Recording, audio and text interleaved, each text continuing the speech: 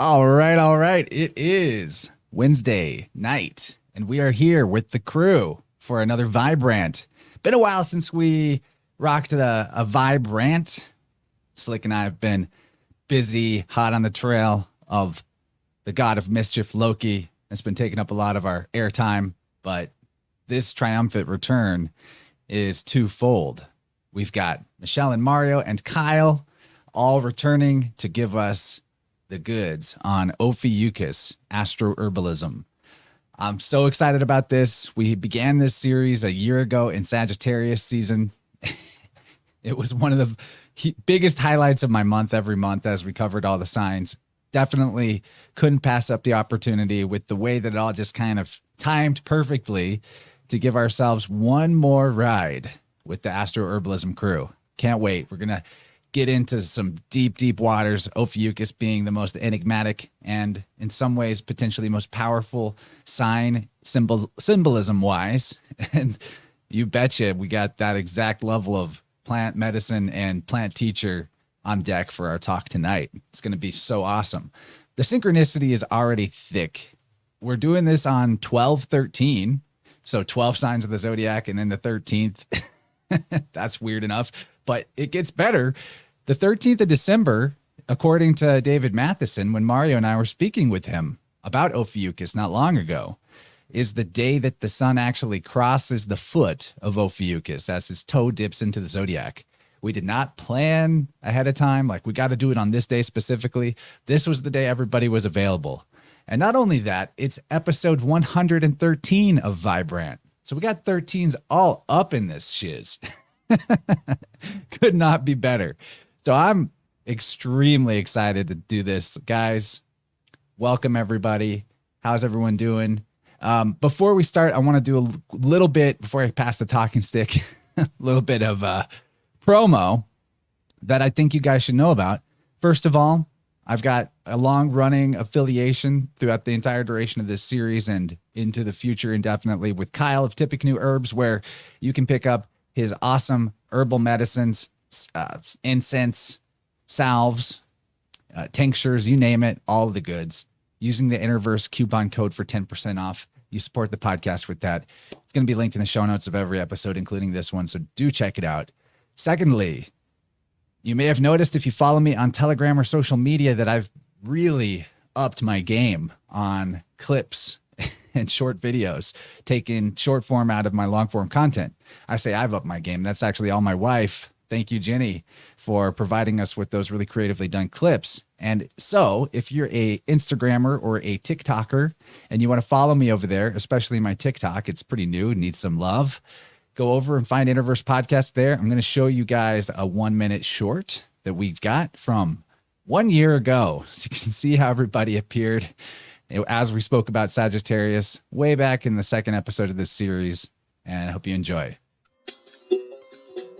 Beautiful herbs, plants, mushrooms, all of their many virtues of these wonderful gifts that the Creator has bestowed upon us. Sagittarius is a visionary. It's related to sight. RHODOPSIN increases the visual purple aspect in your eyes, enhancing the hues of purple that we can see in a visual spectrum. So glorious how the doctrine of signatures is direct gnosis. Dandelion roots make a lovely coffee substitute. How many people walk by dandelions, never know their entire life that they're good for anything? I really like the idea of Spice Road herbs being of Sagittarius. It's the travel aspect involved. It's the way that it locomotes around and sticks to you. It sticks to your Sagittarian parts. Ingesting Boswellia and thinking about ourselves as a temple. The aroma of frankincense is so divine. And gifts of the Magi, the gifts of the Sagi. The tree, original wounded healer. We're talking about Jupiter, so we're talking about this expansiveness. I think of abundance as well. So you don't have to look very far for medicine. All right. Thank you for that awesome clip, Jenny. You're doing such a good job. And it makes excellent material for you guys to help share this podcast to people you think would love it. Give them the bite-sized chunk. Spread the love. We appreciate you. And with all that, let's get our crew. I pass the talking stick to Kyle. What's up, dude? How you been? Great. I'm awesome. Thanks so much for welcoming us back. It's really cool to be back in the house with my homies, talking about plants, talking about the cosmos, and everything in between. And I'm fired up. having a heck of a season. This is a busy season for me, as far as retail and getting everybody their InnerVerse coupon discount code orders out in the mail. But I love it. It's what I signed up for, and it's what I love doing. And I'm just having a great time. Stoked for talking about some of these plants tonight. This is a really fun subject to explore. There's no material. This has to be original. You know, when we're thinking about some of these other zodiacal signs, there's plenty of other people's opinions on those other herbs that we can kind of cross-reference or reflect on our own. There's nothing. This is like new frontier, and I'm really happy to be blazing this with y'all. So this is really cool. Blaze it up. That's very Ophiuchian. One other thing I want to mention: this podcast channel was born either under Sagittarius or Ophiuchus, depending on how you look at it. So it's near and dear to my heart. The symbolic meaning of Ophiuchus is perfectly aligned with my mission and intention with the podcast. So Michelle, Mario, good to see you guys again. Michelle, got to give you compliments. Your podcast is going excellent. Mario, I enjoyed your Libra reveals you did recently on your channel. Make sure you guys are following Symbolic Studies and Michelle's Healing Home on anywhere that you might want to get their content, because they're doing a great job teaching us all kinds of stuff. So please tell everyone what's new that you want them to know about, what you've been up to. Right on. Thanks for having us, man. Bub, do you want to go first? Go for it. You got the mic. Okay. As Chance mentioned, Symbolic Studies, that's my project, symbolicstudies.com, michelleshealinghome.com. I'm pumped to get into Ophiuchus. What a fascinating sign. I think it's so cool that this is the last sign we're tackling for this series. And I didn't know about the beginning of InnerVerse potentially being a sign, or Ophiuchus being the sign for InnerVerse. That's really awesome.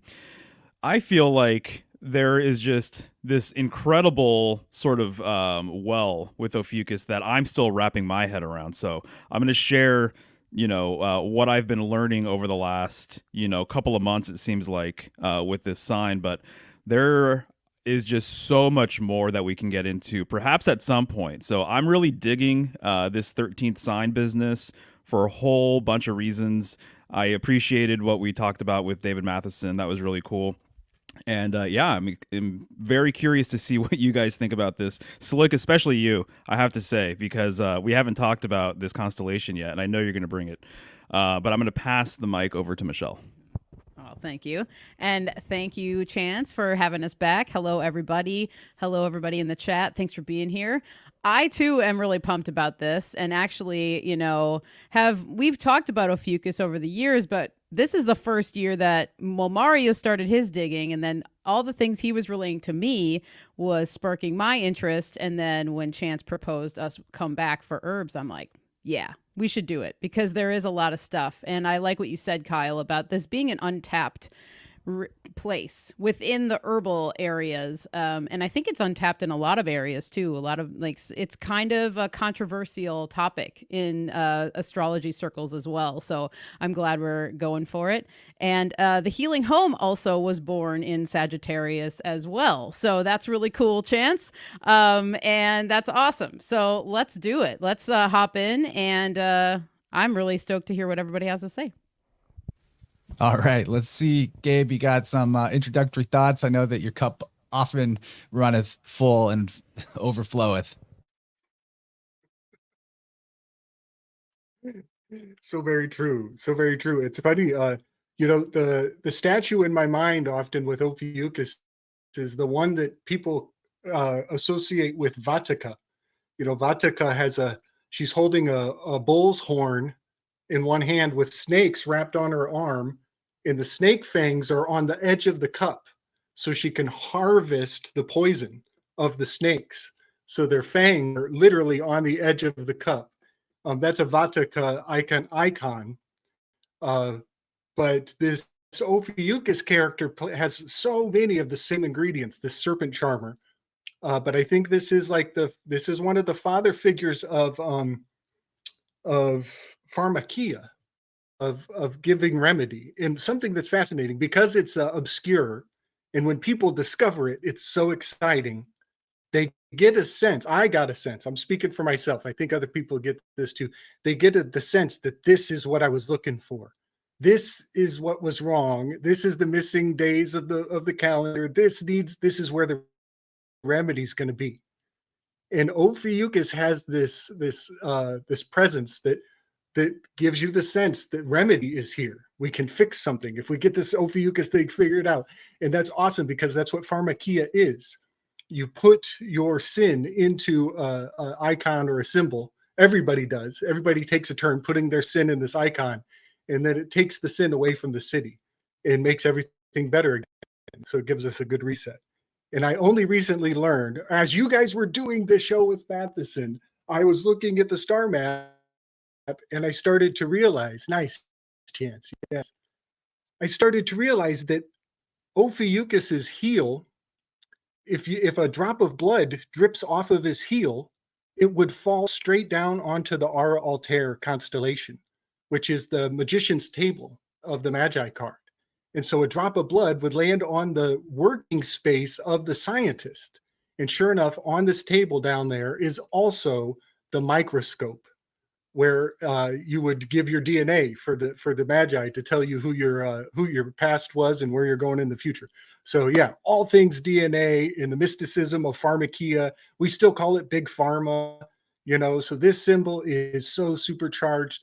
It's fascinating, and it's got that lost sheep, stray, runaway, rebel walking away from the other 12. It's got a lot of Judas Iscariot cooked into it. Okay, so I'll stop there.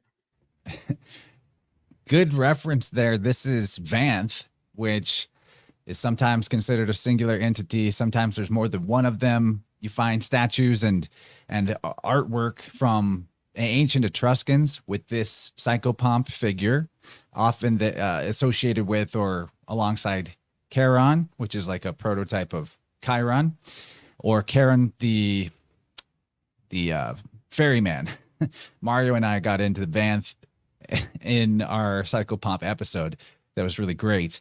But I wanted to just bring this image up so people could see what he was talking about. This goes back really far. And I even think that a lot of times when we see angel iconography with the wings, at least particularly Gabriel and Michael, the archangels, that those wings might actually be the serpents of Ophiuchus, the constellation, just imagined as something else in the outline. So wanted to bring that up, not to poo-poo on your weave or anything, Gabe, but Vatica, I can't find any receipts on Vatica being real other than references on the internet in terms of it being an Etruscan deity. That doesn't mean that there isn't something there, but I'd love to be able to back up things that we say. So that's why I mentioned that. So it doesn't seem like we're completely shooting from the hip. Yep. I've heard this before.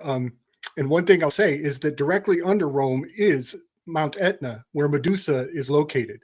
So the Medusa is the Vatica. So on a map, I can show you that the Vatica is under the Vatican. It's literally south of the building of the Vatican is where Medusa lives. But then if you follow Michael's spear, the spear of St. Michael, it runs through the Echidna Islands on its way to Jerusalem. And so there's plenty of Vatica underneath Rome. There's plenty. You're just not looking at the right maps. Well, I mean, just not that one specific name of a deity, but the concept. I mean, Medusa is Ophiuchian AF in many ways, or Perseus slaying Medusa, but we're getting ahead of ourselves. Let's bring up the star map here and go around the horn again, talking about what this constellation resonates to each of us individually. And I'll start. The most significant element of Ophiuchus is this idea of stepping off the zodiac and leaving behind the cycle or the circle, the programming or the tendencies that are not our true self that we have identified with over time through conditioning and things like that. That Ophiuchus represents characters or even pathways to wisdom, or even gatekeepers or thresholds to access wisdom that allows us to self-actualize. And when I say self-actualize, I mean invoke the highest aspect of self, a holistic existence that being just 1 out of 12 doesn't really cut for, can't really do it. So Ophiuchus is definitely related to ideas like wisdom and gates. I think that's why Pallas Athena or Pallas Minerva is associated with Ophiuchus so heavily. I mean, she's got all the iconography that you could want, a shield, the aegis with the snake-headed trim on the bottom, a spear or a staff, a winged, or not a winged, a crested helmet, all of that. And then her epithet, Pallas, is said to refer to wisdom, but there are many philological connections to that P to the L that give you ideas relating to gates. So the gateway to wisdom, that's what Ophiuchus, you could boil it down to just one soundbite. I'm going to kick it over to Mario. He looks ready. I am ready. Yes, exactly right. So the gateway to wisdom, I really like that. And there's a couple of different ways of looking at the numerology with this, of number 13, of the 13 breaking that solar 12 cycle, right? 12 is very much a solar number. And so the 13 would be the step or the threshold beyond that 12, the conventional 12, if you will. And also, the other way to look at it would be if you had 12 points on a circle, the 13th point would be that center point. So that would be the point of transcendence, right? That would be the still point within the sacred center, right? And so what's really fascinating to me is when I first came across Ophiuchus, the material I was reading, where I really started paying attention to it, the material I was reading was saying that it was compared to a bend in a river, and that it takes you off of the main stream to an alternative stream. And the material I was reading was saying that it's actually pointing you in the direction of the northern sky. And I think it's fascinating that when you look at the head of the serpent, oftentimes it's pointing directly to Ursa Major and Minor. And so it's almost like creating this line to those two constellations. And I have a book here that I've talked about a lot lately. It's called Polaria. And it's by this fellow named W.H. Mueller. And I've gotten to know him, actually, over the last couple of months. And he explicitly says in this book that Ophiuchus is the exit out of the zodiac towards the north. And so he heavily connects Ophiuchus with the polar or northern tradition, which I think is really fascinating. Now, this may have been the old understanding, but it seems like in the solarized world, the new understanding, and I have another book here called Galactic Alignment that has some interesting information about Ophiuchus. And so I'm not reading this one cover to cover, not yet at least, but this author right here is saying that essentially the gateway to wisdom, the sacred center of the heavens in the polarized northern sort of tradition, was the center of the heavens, Polaris. And now in the solarized world, this new gateway or this new axis is the galactic center.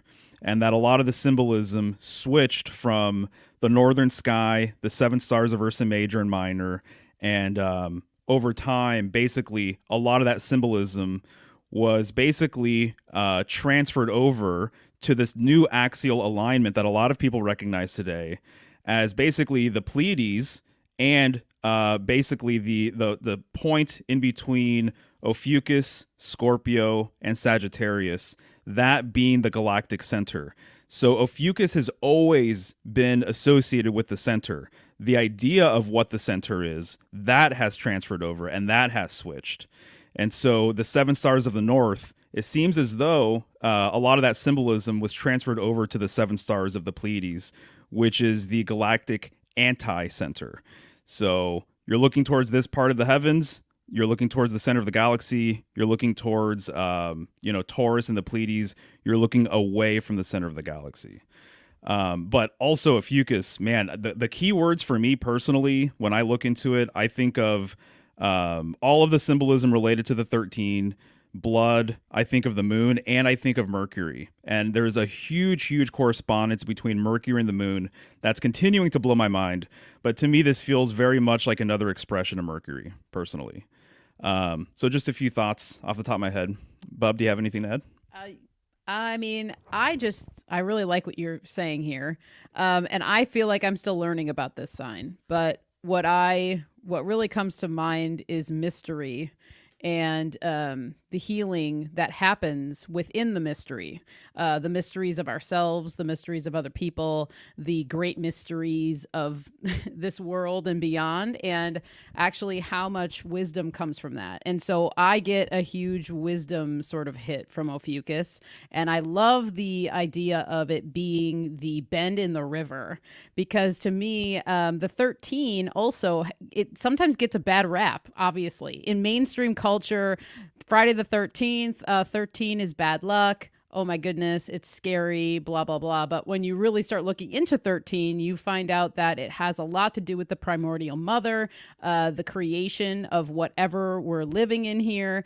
And there's actually a very rooted and grounded energy in the 13. And so I think it's really interesting that, you know, in pop culture, mainstream, it's been inverted, just like so many other things have been inverted, which I also think is a reason why Ophiuchus doesn't get talked about that often. And it's kind of like hidden away, and then it's like this taboo thing or what have you. So that's kind of where my mind goes. So it makes me want to know more about it because of how mysterious it is and how it's kind of like shunned away. Right. Yeah, absolutely. The other thing I'll add too is the 13 as it relates to the lunar cycles. Yeah.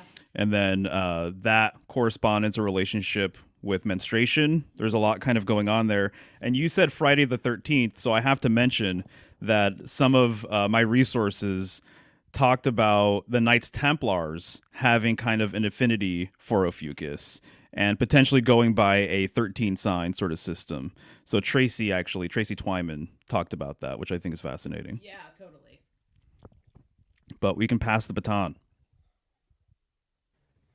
All right. Playing with some different layouts here. Kyle, I would like to know where you're at with Ophiuchus conceptually. I definitely want to second everything that Mario is saying. I see Ophiuchus as a really great stepping stone out of the mundane wheels on the bus go round and round solar symbolism that we have here, and into a three-dimensional sky. It really does resonate with me in that way as an archetype for that. Just even in that previous thing that you showed, the depiction of him kind of like stepping up, and he's in this artistic rendition that you were showing there. This man is can be interpreted as wrestling this serpent, and so that conjures the image to me of Apollo and the victory over Python, and the lesson in that, which is, you know, Apollo was wrestling Python, and then he became so proud of himself and so boastful of himself, defeating this serpent, that he ended up, you know, talking smack to Eros, who landed him a poison lead dart, and then eventually fell in love with the wrong tree, basically, the bay leaf tree. I think it was Daphne, who turned herself into a bay leaf tree to get away from him. So there's a lesson in that. But then also the depiction that we just saw there, which is something that I resonate more with, is the care that is given to bearing the weight of the journey beyond, the journey outside of the box, the journey beyond the ruled system. You get 12 pieces of pie. You know, how are you going to divide it into 13? And there'll even be some smack talk in astrological communities very often about, you know, whenever just the word Ophiuchus, it's like a trigger. And so here's a depiction of a person bearing that weight, caring for the serpent, which represents that wisdom as he steps up. The other thing I noticed too is that he seems to be looking past Zeus in that depiction. And I always noticed he always kind of looks like he's looking over at Boötes. Like there's this strong relationship. I think that he's like looking over towards his buddy Boötes. And in that, I was going to present an herb today grapes, but one of my research has led me to the this figure Ampelos, who was a satyr, and he was a lover of Dionysus, and Dionysus was like Ampelos was like Dionysus's sidekick, and so he eventually, puts him up into the stars as Bootes to commemorate that, and then Ophiuchus would represent Dionysus in this particular instance too. And so it's really fascinating to me all of the different ways that Ophiuchus can depict all of these different historical figures or mythological figures throughout time, and really give a great context to all of the different stories of the zodiac as the different character Ophiuchus. So yeah, those are a couple of my thoughts right there. Beautiful, man. There's definitely a good system going to have 12 signs to easily measure out. Like you said, it's not easy to do a 13 pie slice circle, right? The concept of Ophiuchus can help us better understand this time in the year and in the sky clock, though. And what's laid up in it symbolically is absolutely useful and valid and worth investigating. One thing that came to mind is how if Ophiuchus is pointing towards the middle, well, on the number line, when you get to 13, that's where the sequence begins that encodes pi in the number line, because the first digits of pi are 3.1415. So 13, 14, 15, in that sequence, you have the first digits of pi, which would begin right in the middle of the 13, aka Ophiuchus. And what is pi? Pi is the transcendental number. So we're talking about transcendence here. We're talking about the radius, which is a line from the outer circumference of a circle to the middle of the circle. So in many ways, in every wisdom tradition, all religions talking about the same thing. As our friend Marty Leeds likes to say, the riddle is to find the middle. And there's never been wiser words than that. But let's kick into gear talking about some of the associations we might make to the major arcana. There isn't, as far as I know, a traditional Ophiuchus rulership to any particular card, but Mario has offered 13, Death, as an Ophiuchian card. I think that fits, being that Scorpio's right in that vicinity. And then we've also got, after this, we'll talk about the World card, or Universe, which I think is an appropriate potential as well. So let's kick it over to Mario here. Yeah, so this was an interesting sort of exercise here to see what card fits best with Ophiuchus. And I kept on thinking about the 13th card, Death, here, and then you had brought up the Universe, and I'm like, that fits really, really well. And so the 13 being this number that's related to death and also rebirth, right? And so that fits with Ophiuchus nicely. A lot of Ophiuchus symbolism too, because it is a hidden sign, it does associate with the color black. And so it kind of associates with this idea of a veil, the unknown, the mysteries. And I think that death is appropriate here as well. You'll even notice, right, in the Crowley version, the skeleton itself is black. And so that's interesting. And I know some of the plants that we'll be talking about have this connection with the color black as well. And so this idea of Ophiuchus being a psychopomp as well, I think fits with all of this too.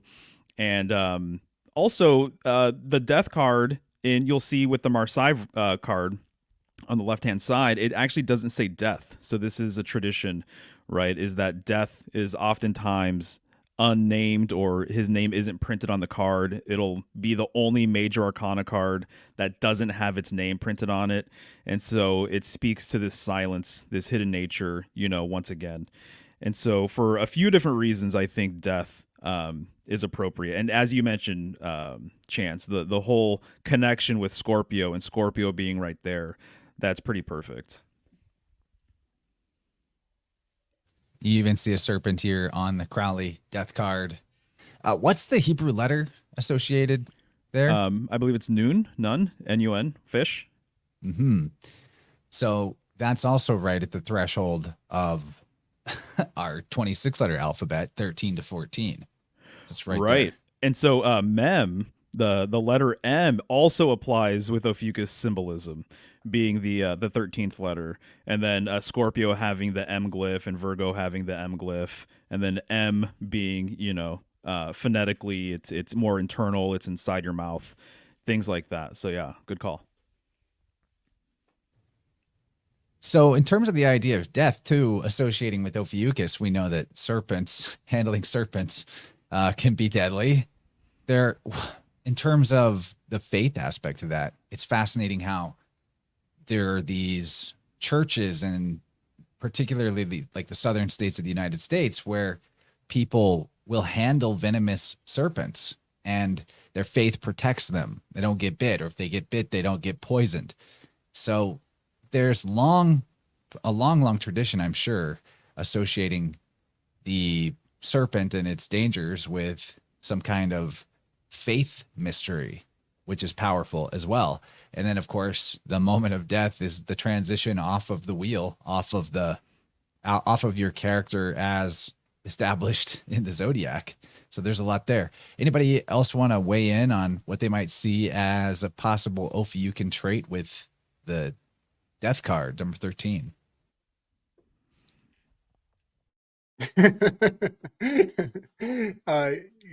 Totally. On the symbol for Ophiuchus, if people don't know, it's in your emojis. You could go into the zodiac sign and you'll see it's a horseshoe or like a magnet shape with a squiggly water line going through both of the arms of the magnet, which looks very Baphometish to me. I'm seeing a lot of coagula salva in that squiggly line aspect. I have woven in the past with Michael Wan on the possibility that the Susquehanna River is a bit of a Baphomet in its shape and also in the points of origin at both arms of the river. On one hand is the Herkimer diamonds, the other hand is anthracite coal. Very mysterious materials at the end of the hands of that river. But I think the horseshoe or that oxbow, it's called an oxbow in a river, I think that's harnessed for geomantic purposes. I think they actually make rivers, they design them to have those in there so they can actually create a natural dialectic, a resistance against the flow that can be harnessed. And this is all a lesson that is encapsulated in a single glyph. Just the water shape in a horseshoe is telling you Benjamin Franklin's secrets right there. Benjamin Franklin actually harnessed the river in Philadelphia. So the Museum of the Arts is literally a living embodiment of the expression of the symbol of Ophiuchus. The Museum of the Arts is where you can find Ophiuchus's glyph in action in a building. Okay, I had to say that. And also South Bend, Indiana. I live very near South Bend. South Bend is the same thing with the horseshoe. They're harnessing these energies. They have been for a very long time. But South Bend is where Notre Dame is at. And we know about river rituals around Catholic spires and cathedrals. This is where we have a character on the world stage right now. His name is Booty Judge. Booty Judge, Pete Buttigieg comes from Notre Dame. He's from South Bend. South Bend is the name of the city. I'm just described to you this horseshoe shape, this South Bend. Do you guys also notice that Ophiuchus is always showing his ass? That we're always looking at the butt side of Ophiuchus? Okay. This is one small step for man, one small step for man. That's 4. 1 + 3 is 4. And one giant leap for mankind. That ritual, that ceremony of whatever the moon thing was all about, that hullabaloo, was an Ophiuchian ritual because you see him coming off that ladder when they say those words. And now also, that's the anode side. That's the big up. That's the positive. We're prideful now. We expect people to envy us. We're the number 4 individual because we have one small step for man. Well, crazy enough, there's an anode and a cathode here. The other end of the same ritual was Jackie climbing off the back of that limousine. That was an Orpheus ritual. It's the same exact point on the zodiac and it's the shame and the downfall and the horrible tragedy of it all. So on one hand, we have this uplifting camaraderie, and on the other hand, we have this terrible trauma. But it's all in the same point, and that's what I think everybody picks up on. Is this is a point in need of remedy. There's much to solve around this very unique location in the heavens. And I'm realizing now, looking at one more death. Oh, go for it. I got one more. The bloody rag between the legs. The bloody rag between the legs. It is like the world card. It does have that shroud of Turin. You know, the world card is sometimes called the veiled one. But it also, everybody should also remember the ladies. They have bloodied fabrics are a part of being a lady. You know, and all of that is sacred. It's totally sacred, and it needs a sacred place. But I thought I would just mention that this removal of blood in a safe and prescribed way that honors the blood for what it is, because everybody responds to blood differently and has different relationships with it. I think that's also a part of this removal of scapegoat magics. I think the death card is appropriate too, because the Ophiuchus figure is often a psychopomp. And that means like the person who carries you from the world of the living to the spirit world, or guides the soul through the purgatory experience. I was doing some research for the Marvelous Demystifiers Loki series about purgatory and the origins of that as a concept. And something interesting came up called the celestial underworld, I believe is how they refer to it, or the celestial Hades. And this was an idea that what the pagan concept of purgatory was actually thought to be somewhere in the sky. And when you're looking at like if you have a planisphere and you put Ophiuchus at the bottom of the star chart and you track directly upwards towards the center, then going past Ophiuchus, you reach the Hercules constellation, which is usually associated with the Sky Father, top god. And then beyond that, you get to Draco, and then you get to the Ursa Minor, and then you get to the pole. Right around there, though, after you pass Ophiuchus, in that same general area of the sky is where, like if we go back here, you can see it actually. You see right above him, there's Cerberus and Hercules. So that's like Pluto and or Serapis or Hades and the three-headed dog that guards the underworld. It was often right there with Ophiuchus type figures and iconography. Really, all of the gods kind of resolve down into three and then into one, of course. But I think it's interesting that death in that moment, especially with near-death experiences, people often meet Jesus or Buddha. Both of them are well-established Ophiuchian figures in astrotheological studies, particularly highlighted by David Matheson. So, yeah, death happens, and then you meet Ophiuchus on your way up, or you meet characters associated with Ophiuchus, to each their own, based on maybe their memory field and their belief system. But I find that pretty fascinating that the 13 is death, and that's the moment you would need a psychopomp to guide you through your underworld journey, which the further I go with it, I'm definitely thinking the underworld is the heavens, not inside the earth. Apart from the point that the heavens actually turn and go under the earth partially, like half of the sky does. There's that aspect, but yeah, there's a lot to it. And then we have the world card, which the obvious symbolism here, you see she's holding two batons in the more classic, the older versions of the card. There's the whole circle that she's in the center of. The sash that she's wearing, that's basically a replacement idea for the serpents. In fact, even in the Odyssey, the titular character Ulysses or Odysseus, he's actually granted a sash, which has protective qualities. And I think that this sash in symbolism is usually something that is referring to the way that the constellation Ophiuchus looks in the sky, and the characters that use a magical sash in their legend are referencing this part of the sky clock. So What do you guys think about the world? Anybody want to weigh in first? Yeah, I got one. Just another reference to Apollo here. The victory of Apollo over Python was claiming the bay laurel tree as his victory eventually. And so here we have a wreath of laurel. This is symbolizing kind of like a victorious conclusion. And I went back and I listened to the episode that you did a second time with Mario and David Matheson. And I just found that episode to be extremely beneficial for anyone studying Ophiuchus. And his mentioning of the Hector having two scepters there. And so we could see that with both of these cards too. And also in this, the universe card over here on the right, the Thoth deck, and how looks like the serpent.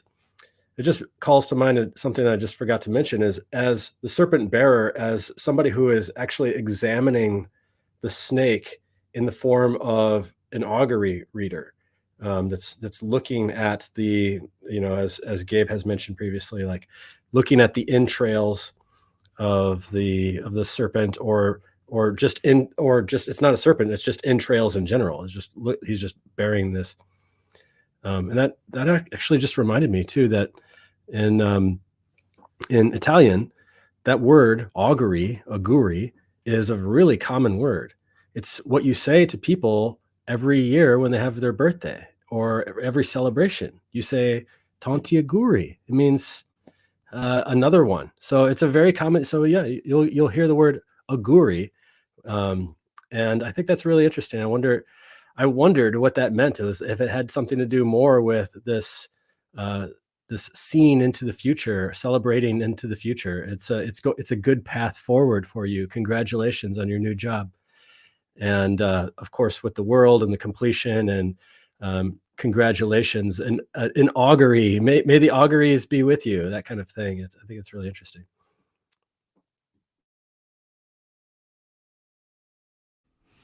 Yeah. So go ahead. Oh, go ahead. Go. No, you're good, man.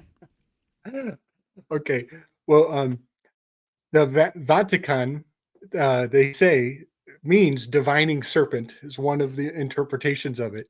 And so, yeah, for the Italians to be like specifically upholding that tradition, that's pretty righteous. I dig that. Thanks for the share. I love this as Ophiuchus. It's a perfect fit. Like she's got her knees bent, her feet are in the absolutely flawless position to be Ophiuchus. But I'm allowing myself to be of two minds because I have a reservation around the Indus constellation that is like a home run for the Thoth world card, but not so much with the Rider-Waite in the other decks. The other decks are much more Ophiuchian, but I've got a bias for the Thoth universe card as the Indus constellation. So, but that doesn't mean anybody's more right than the other, because it's amazing how these the symbolism is transcendent in that aspect. The reason why the Thoth deck lands with Indus is because I found the peacock feather is hiding in the theme of the whole thing, and the peacock is Pavo, which is overlapping Indus. But guess what, guys? Indus is holding 3 arrows in one hand and 1 arrow in the other hand. He's holding the symbol of the 13. So the symbol becomes like a baton passed from the Ophiuchus 13 down to the Indus, who's holding symbols of 1 and 3 in the hands of this Indus. In the Indus constellation, I could go on, but I think those are spears. I don't think Indus is holding arrows with no bow. That doesn't make sense. I think the Indus constellation is holding plumbatas, which are old-fashioned throwing spears. But I don't want to derail this. I just want to say that this is kind of cool how Ophiuchus can be the world card, and also Indus can secretly, on the down low, for those who know, she doesn't like to be known. She's Hestia of the hearth. She likes to be in the private. It can also imprint onto another constellation as well, almost as solidly. Let me just tack on to where you're going with the augury aspect here that you mentioned. it is definitely true that the Vatican is built on Mons Vaticanus, right? That's what you're referring to. And I believe that this is coming from the Celtic word, which Celtic is Phoenician, vates. Vates were prophets and soothsayers. That word is fascinating because, first of all, Ophiuchus is like on a hill. Hills are churches in the old world. So he's above the rest of the world and he or she is above the rest of the world. So could definitely oversee or prophesy what's to come. The word vate is probably where we get the word fate as well. The fates and the oracles, the vates read your fate. If you do a V to W switch and the T to D switch, vate is Wode or Wade. It's basically Woden is what I'm trying to get at. He's the far seer of the Norse pantheon. So you can easily get Vat to Wode. Vowels are all switchable, or even switch the B instead of a W out of that V, and you get Butte or Bude. So the Vates were the Buddhas of the ancient world, because in my opinion, this is all stemming off of, or whatever Buddhism came from is also definitely related to the ancient worldwide system that this mythology is so concretely unified through in some point in history long past. So yeah, just in that one word, the Vatican seems to be a root, have that as a root word in it. You've got Odin, you've got the fates, you've got Buddha. It's philology is fun, guys. If you learn your letter swaps, you will see things that you will read auguries in your own words. Philology is fun. That's a bumper sticker, dude. She has a 314 in her essence. She's a lone figure. The drape around her is the shape of the 3, and there are 4 in the corner. So there's a 3-shaped blanket on her, lone figure with 4 corners. So there's a 314 all up in that card. Excellent. Yeah, what I see in the universe card and how it could relate to Ophiuchus, I'm thinking about the dead center of like most of these cards here, but I would say especially the 2 on the left, where to me the dead center of the card would be her belly. So it'd be her belly button, it'd be her navel, it would be the womb, right? And so obviously this relates to reproduction, but it's not uncommon to call the center of anything the navel of the earth, as an example, right? The navel of the cosmos. And so to me, it's all the same thing. I think the world axis, transcends and goes between realms and is what connects everything.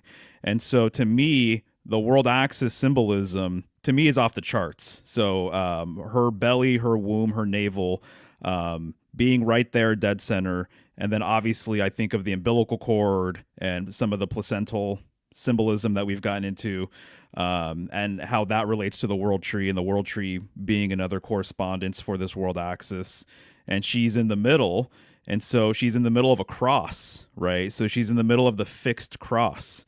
And so the middle of anything, to me, relates to axial symbolism.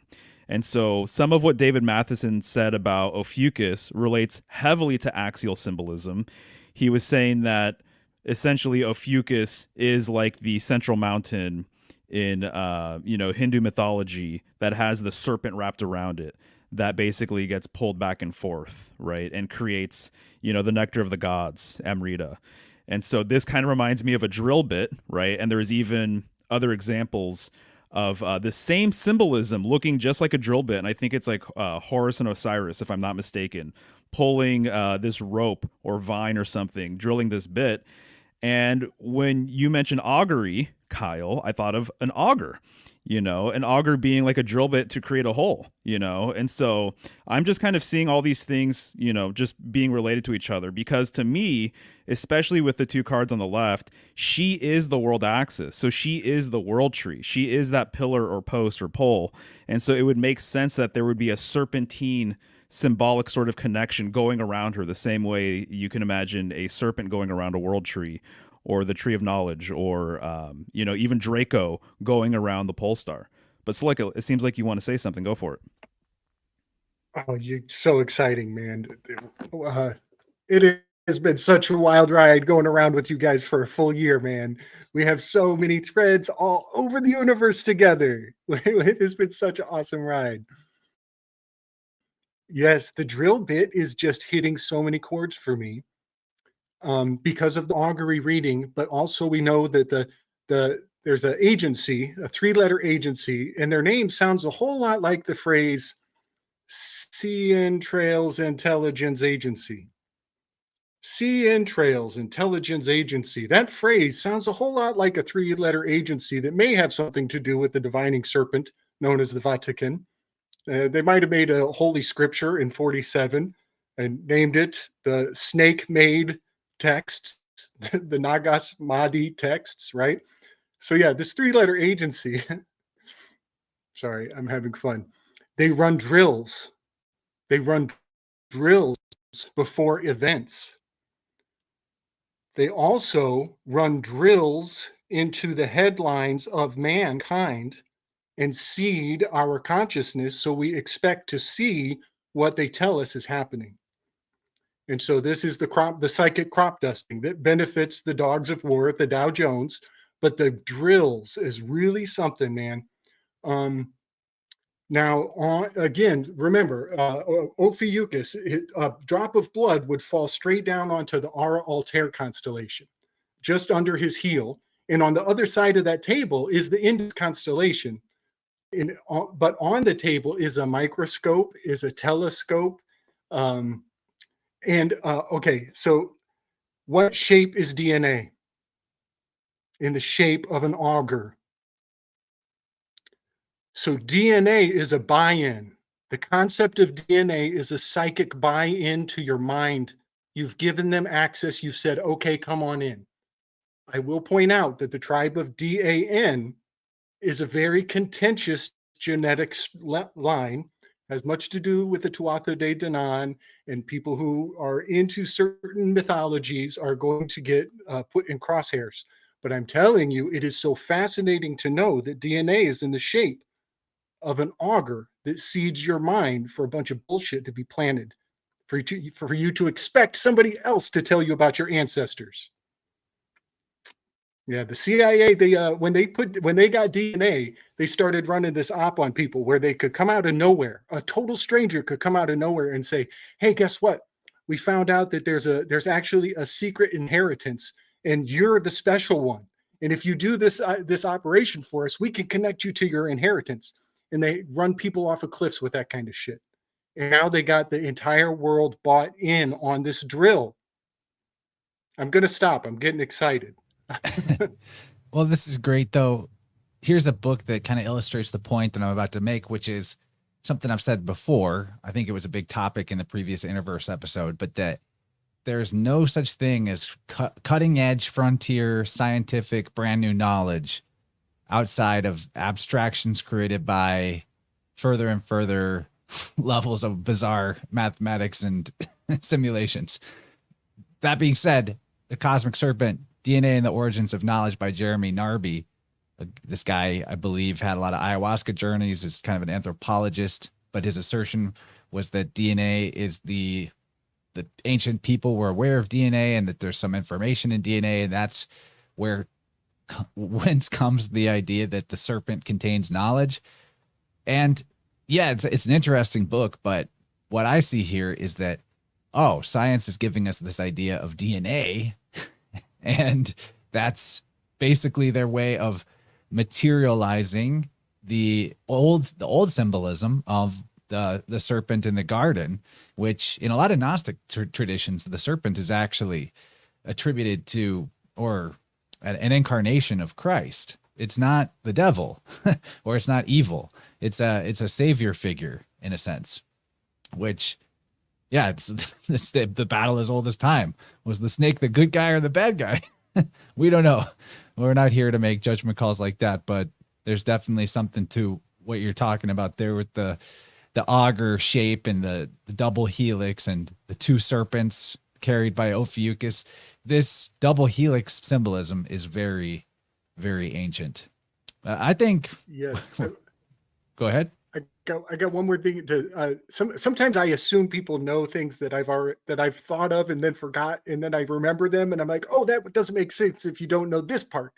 And that is that the microscope constellation on the table, next to the table of the Indus down there, the microscopium, its abbreviation name is MIC. There's another 3-letter agency with the same letters there. But it used to be, during the Industrial Revolution, it was a drill press. It was an auger, an industrial auger. And then they say, I don't have receipts on this, but they say that before it was an industrial auger, it was an augury reader in Egyptian cosmology, whose name was, I think, Neter, Neter. And this character is a diviner. And he has Egyptian hieroglyphic symbols that mean that he can see the future. But Chance, isn't this kind of fun? It just occurred to me. Hiero means love. Glyphs is letters. Hieroglyphs is actually like erotic attachment to words. Hieroglyphs. Do you think? Well, I think that it's sacred. Hiero is sacred, but yeah, that's the same, basically the same word as arrow. So I think there may be a time in the past where erotic energy was thought of as sacred rather than the inversion that's been put on it by more recent religious movements. That's for sure. Neter is a very loaded word in Egyptian, but it's referred to as the name of God, or a name of a god, or a name for gods, plural, the way we would say gods.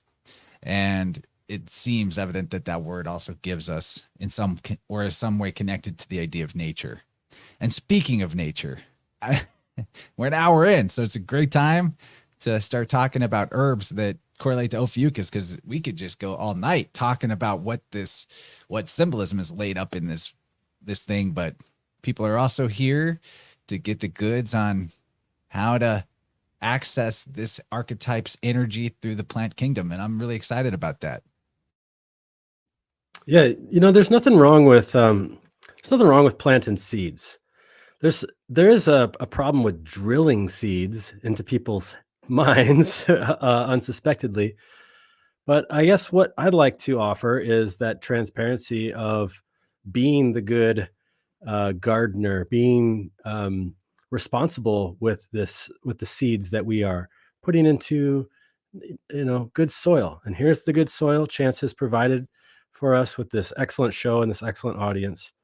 And so let's plant some seeds and see how they grow into this tying in with this Ophiuchus idea. Okay, black cohosh. This is a Native American name. It comes from the eastern version or eastern area of like the Anishinaabe, northeastern. And the word cohosh is this is where, like, sometimes I'm like, when people say like, oh, there's a patriarchy and blah blah blah, I'm like, I don't know, whatever. But when you read old herbals, there is kind of a evidence of the patriarchy when they say like, oh, black cohosh means like an herb for women's problems, and then like turn the page. That's about it. Like, we want our hands off. We don't want to have anything to do with like women's problems. It's very often it's pigeonholed into an herb that is really, really beneficial for the fluctuations of hormones and body temperature within menopause. But it's it's much more complicated than that. First, I want to say, though, that the name black cohosh, if we think about the etymology of Ophiuchus, we have Ophi, which is the snake, and then kosh, as in the Cushitic languages. That means the son of Ham. So there was Noah beget Ham, and then Ham beget Cush, and Cush beget Nimrod. And there's that part of the world that is like Ethiopia, and basically the word Cush has a relationship to the word like dark one. And so it's interesting when I look at this word, I see the word like black dark one. It's kind of stands out to me. So this was definitely something that I had been thinking of for this episode, but then when I started going over that etymology, it really got me. Another name for this plant is black snake root. The way that I know this plant sometimes is Chimichifuga racemosa, but the botanist, they came and changed it recently, Achatea racemosa, and that's just this, the priesthood of plants that always wants to fuck around with words. But anyway, as far as the medicinal qualities, yes, it's again a well-known plant for hormone changes in menopause, particularly in women. But I think that it has, I would better describe it as changes that occur in maturation. And that could be the maturation of a moon cycle. So it's really helpful for kind of pulling the plug of built up energy in the as the body is about to or maybe delayed menstruation. It promotes a quick and pain-free labor in the case that it thins the cervix. So it's not something that you want to take until you're about to pop in the case of pregnancy, right? It's actually contraindicated. It is a midwife's herb. So it's this herb is to be handled carefully as if it were, a living snake, I suppose. But the thing that I work with this plant quite a bit for is something that I want to point out in the signature. And the signature is the cerebral spinal fluid. The flower reminds me of the wave movement of the cerebral spinal fluid. Okay. So all around our brain, going down from basically the idea is that Aries, you have the Christos gets formed in Aries and it moves down the cerebral spinal fluid until the 7th house, it's tempted. And in the 8th house in Scorpio, it can be robbed. It could be released. Or it could be the eagle and go back up. Right. And so there's this, the last signs of the zodiac are usually placed over the body in like the non-vital locations. So Sagittarius hips, Capricorn knees, Aquarius, so on. But they're also associated with vital organs of this Christos rising back up. So Sagittarius with the liver, Capricorn with the actual bones in the spinal column, Aquarius with the nerves, Pisces with the endocrine fluids, and the cerebral spinal fluid as well. The cerebral spinal fluid is, from accounts of witnesses that I've heard that have seen it in like a hospital setting when they're doing like a spinal tap, they say that it looks like stars. It looks like the stars. So it has this, to me, it reminds me of like what that would look like would be like the Milky Way, I suppose. But going back to that idea of the Christos going down and not rising back up, but also not being robbed, there's a tendency in a lot of times with this inability of maturation of the menses, and particularly in Scorpio women, for like a dark brooding tendencies, dark brooding pain, just the idea of like darkness, depression, dark,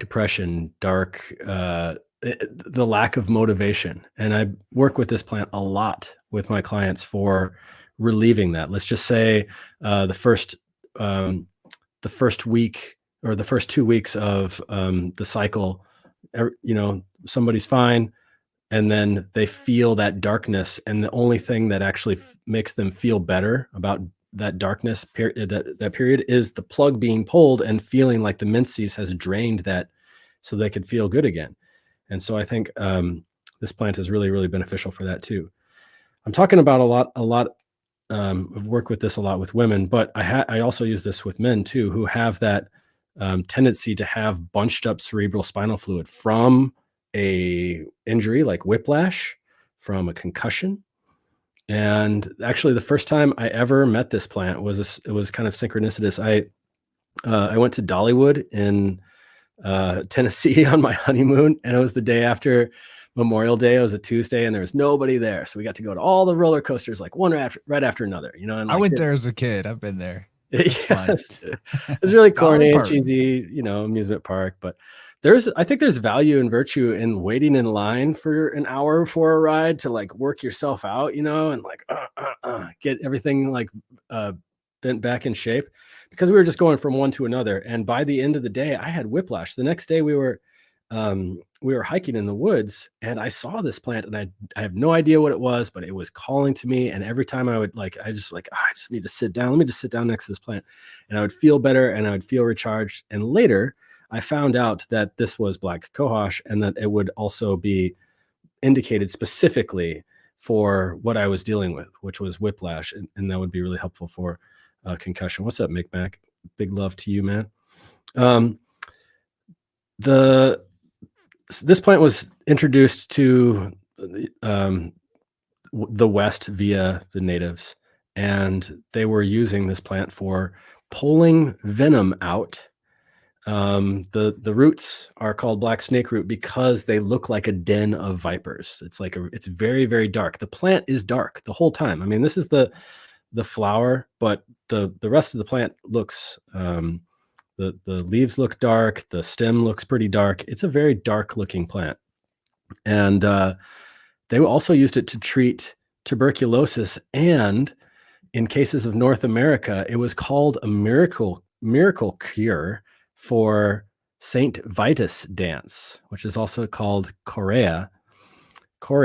And Saint Vitus dance, that's a really fascinating thing to talk about too, because this is a North American plant, but Saint Vitus is, you know, and the dance of Saint Vitus, this is all from European times, but basically it was kind of like a unexplained twitching, and it's not exactly epilepsy, but the way that it was always described in the old books was that it was like demonic possession.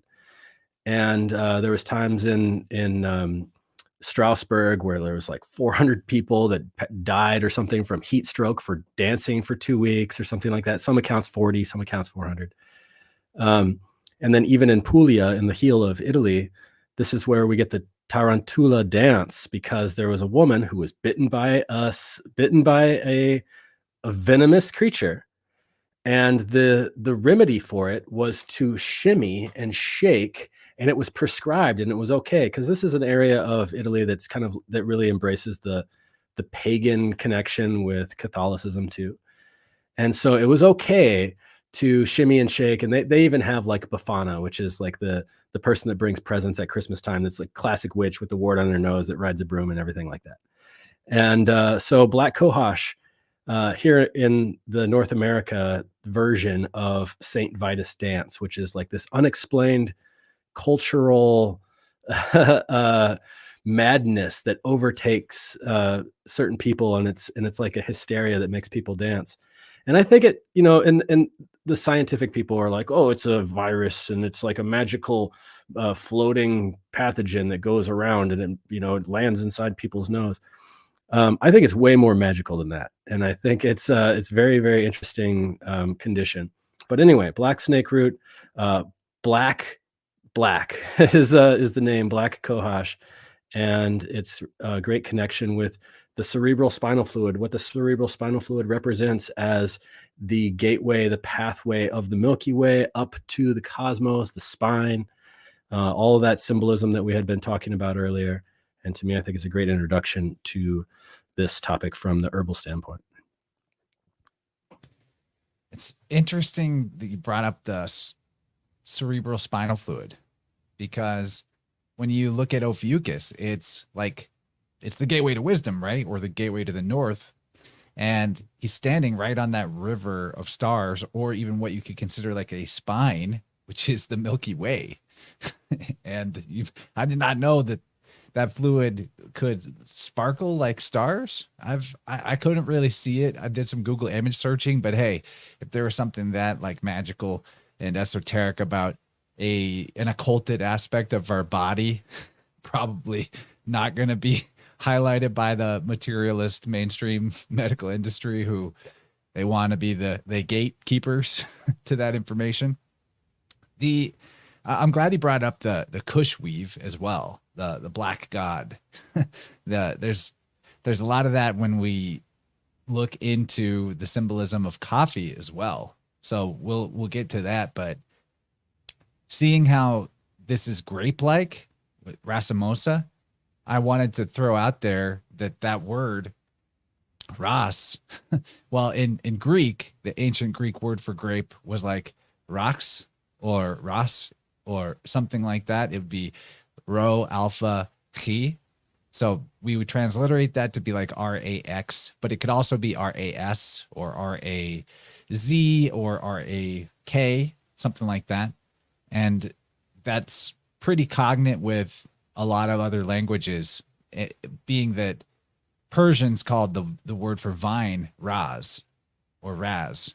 The Etruscans, the precursor to the Italians and the Romans, they actually didn't call themselves Etruscans or Etrurians. They called themselves Rasenna. So this word ras has a lot of connection to the idea of wisdom, which is Ophiuchus, right? Ras, like think of the Ethiopian Rastafari, right? They call themselves Ras. That means that they're a learned elder or a wise one, something along those lines, if I'm not mistaken. So it's fascinating to see this correlation with the grape and the wise. So the Rasenna, the Etrurians, the people of the grape, or the people of the wise keepers of wisdom, something along those lines. They definitely had a thing with serpent-based augury. But check this out. This came up the other day. Okay. This is, they call it the Tomb of the Blue Demon. And this is dated to the 5th century BC, an ancient Etrurian tomb. And look at this figure here. You have 2 serpents. He's in the Ophiuchus pose, but he's blue, which connects him to like the Hindu deities and Shiva or other underworld deities. Very fascinating. So wanted to bring that into the weave as well. Even the way that the scales on the snake are depicted in this artwork, it really reminds me of how the grape-like element of this black cohosh. Pretty cool. Yeah, that's awesome. Yeah, man. Just wanted to add real quick, and this is going to be very obvious to some people, but Kundalini serpents, and it being depicted going up the spine, right? And the spine being just another, in my opinion, it's emblematic of the world axis, and because everything seems to be modeled off of that. And then every stem really being kind of a world axis symbol, in my opinion, as well, in that it's what I always say is that it's a bridge between heaven and earth. It aspires to go upward like Jacob's ladder, and so to me, all of that symbolism is just beautiful. As Ophiuchus relates to the color black, and I just want to riff on black real quick. I was blown away. I thought this was really intriguing. I was looking into Ophiuchus a couple weeks ago, I think, to prep for the David Matheson show. And I came across this guy who is a 13-sign astrologer. So he acknowledges Ophiuchus in his natal charts and things like that. And he's also an Egyptologist. And he went to Egypt, and he went to Dendera to see the Dendera zodiac. And there's different ways, right, of showing constellations. So you can have the actual disc, the wheel itself, the whole entire sky map of the heavens. But what he was showing was a portion of the temple where all of the constellations had their own little frame, and they were kind of like all sitting next to each other on the ceiling of this specific temple. And he was saying that this temple was used by common people for a long time as just a dwelling or a shelter before it got, I guess, renovated. And he was saying that there was so much soot all over the ceilings and walls that you really couldn't make out anything. And so apparently the Egyptian government or whomever took a long time to clean this temple, right? Because otherwise it was just all black. But there was one constellation whose soot, whose blackness they did not clean. And it was actually Ophiuchus. And so he has photos of it. He has video of it. He was saying that he understands the symbolism behind it. We're talking about it. And so he thinks that that's a direct nod Who was responsible for this? I'm not really sure. He doesn't know either. But that was the only portion of the whole entire ceiling that still had the black soot on it. It was Ophiuchus, the black one. So I thought that was pretty gnarly. It makes me think of the death card for sure. You know, in the fifth deck card, because he's all black, shadowy, blacked out, wearing I think the helmet of Pluto in that card. That's pretty far out. And Dandara has the word Dan in Dandara. This again with this echo of this sacred tribe. Man, I'm looking forward to more on that. And it would be silly not to mention that Krishna, another Ophiuchian type figure, that word in the Hindu actually means swarthy or black. So if we're going to connect the word Krishna to Christ or Christos, there's pretty good, I think, reason to do so. In fact, there's even symbolism in, I think, like the medieval period with Jesus with black doves, which is fascinating. The dove is definitely like a symbol correlate with Christ often. Dove in ancient Irish means black as well, which is Phoenician. Pool. Right. That's really interesting, the black dove thing. I've never heard that before, but that conjures up some new connections and ideas. Yeah, because there are no doves, at least that I know of, that are black in the world. So it's definitely encoding something. Yes. We've kind of connected the dove to the corvus because the corvus is a crow, which is a black dove. I think there's an enigma resolution in that. But I've often thought of Ophiuchus as the dividing point. His legs are like scissors, like he could almost cut that snake in half if he takes that step forward. And then there's the divining of the divining. You know, you got to divide up the snake to look inside. So that's a dev of the divining of dividing up. I think that part of the divining process, they actually draw a rectangle in the sky, and then if a bird flies from certain directions, it's either good or bad depending on the direction. So that's another part of the divining. But Kyle, I'm so glad you found the tie-in to the dancing, to the tarantula, to the tarantula.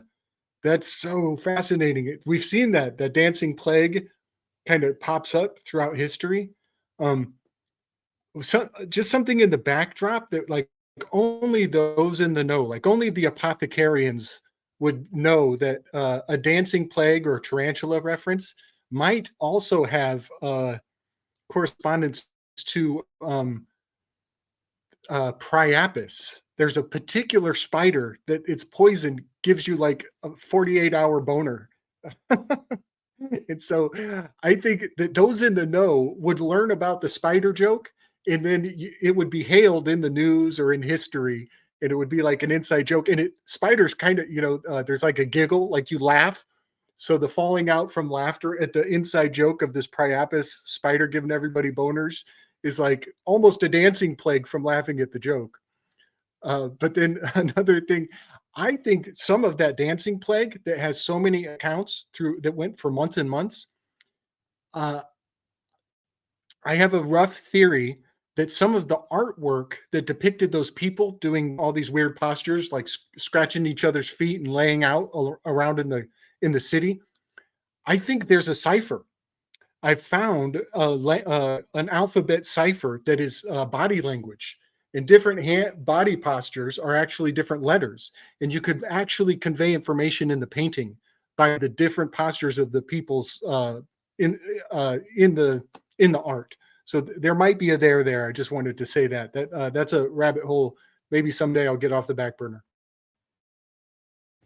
Oh, somebody just put in the chat that there is a black cuckoo dove. That's cool. Ooh. Seems like it might be in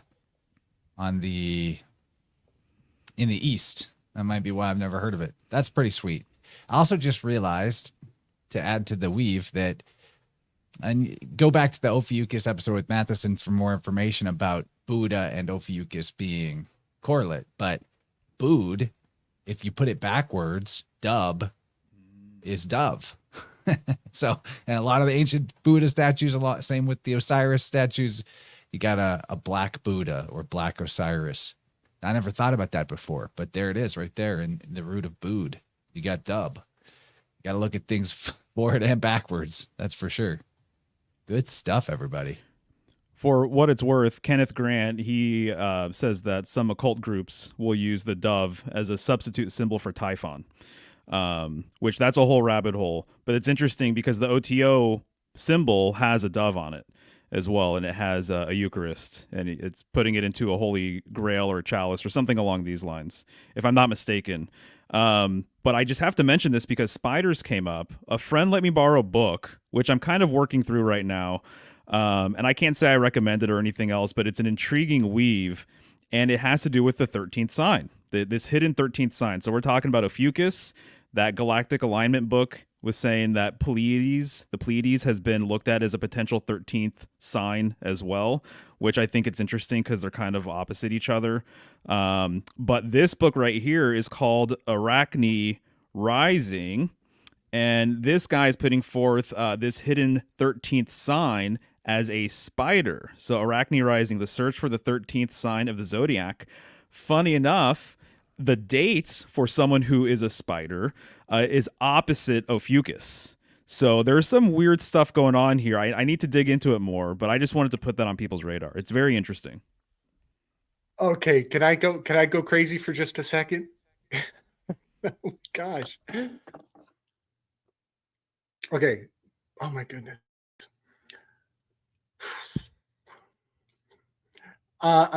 If they find a 13th sign and they call it the spider, that will be amazing. It might have been foretold. There might be some prophetic energy around the potential of that, if that comes to fruition. Friedrich Nietzsche has his one love interest, his main love interest, his main squeeze. He considered her much like Arachne. So in the realm of muses, Friedrich Nietzsche's love interest was playing the role of Arachne in his heart. So that is next level. And I found the adjustment card to correspond to Jean-Jacques Rousseau because Nietzsche called him the moral tarantula. Because of that nickname, I found Jean-Jacques Rousseau, whose opening line is, every man is born free, but everywhere he goes, he is in chains. Yet those who would presume to control those men are in fact in chains more so themselves. So then I took that adjustment card and I put it on a tarantula's face, and I'm looking at a tarantula up close. So that would be so fascinating if they orient it towards, but that adjustment card is kind of free agent, Crowley freed it up and made it into something kind of more nebulous than it ever was before. So it'd be cool if that comes into play. And then one last thing on the dancing. If I say this phrase, get a leg up, isn't that mean dancing? Get a leg up means go dancing, right? It means like to be better than the other guy, really. But I think it implies dancing. So yeah, I think Ophiuchus's entire posture is very dance oriented. Just my,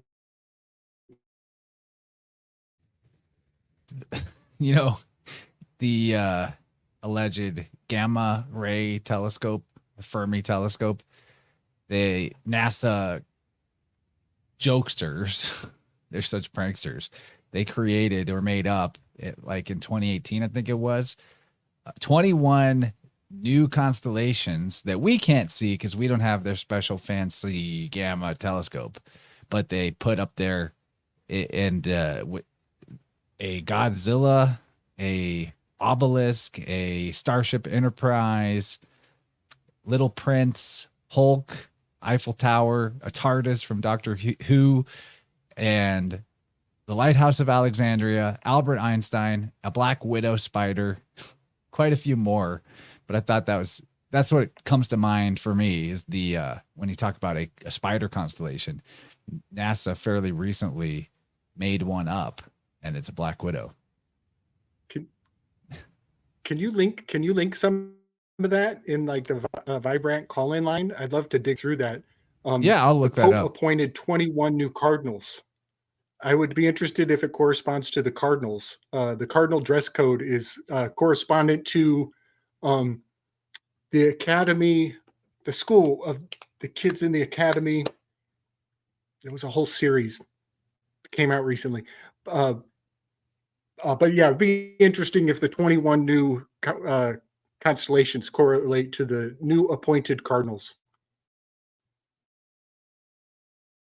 Okay, tangents aside. Oh man, this is a big one. Oh goodness. All What's right. up, Salvia? I hope no one gets triggered because I know a lot of people have had not pleasant experiences with this plant. I would include myself in that, but I have a grander understanding of this plant now than from the first time I was imbibing in it or with it, which was a long time ago. And typically, a lot of people are given this plant to smoke. And one of the things I've learned about it over the years is that it actually doesn't want to be smoked. It wants to be eaten. The leaves want to be eaten or made into tea. And so this is Salvia divinorum.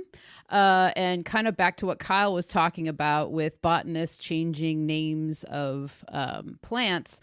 While researching this, this is also known as Salvia divinatorum, which now there's people that say that when it's the divinorum, it means the salvia of the ghosts. And the divinatorum is the salvia of the priests or sage of the diviners, which I thought was interesting. So I'm not 100% sure. Maybe you guys will know a little bit more what just the difference with a T, putting a T in there. So not sure. But anyway, that's something I wanted to bring to the table because I thought that was interesting when you're looking at it as salvia of the ghosts versus salvia of the priests or the diviners. So it kind of is a flip there.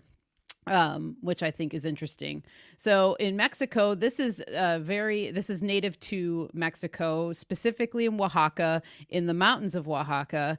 And I found it really interesting as well that it typically only grows in that area, or it's very concentrated there. This is called La Pastora. Which translates to the shepherdess, which I think is interesting too, because she's like a herding plant. She wants to kind of bring you into her womb space.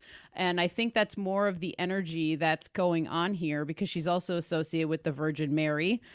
Very feminine energy going on here. And also when you're looking at like the Aztec beliefs of the creation of plants. The order of this creation says that the father is tobacco, the mother is salvia, and the mushrooms, psychedelic mushrooms, are the children, which I found to be really interesting. And a lot of times, salvia is used in substitute for mushrooms. So if maybe they didn't have mushrooms around or something at that time, they would actually bring the salvia into these ceremonies because salvia does have the effects, it will take you into a different realm, really. And for those people who have used it in the way of smoking, you will be able to know that it does pull you out of this realm and it takes you somewhere else. And it can be terrifying. I had a pretty terrifying experience on it, in my mid-20s, and never wanted to do it again.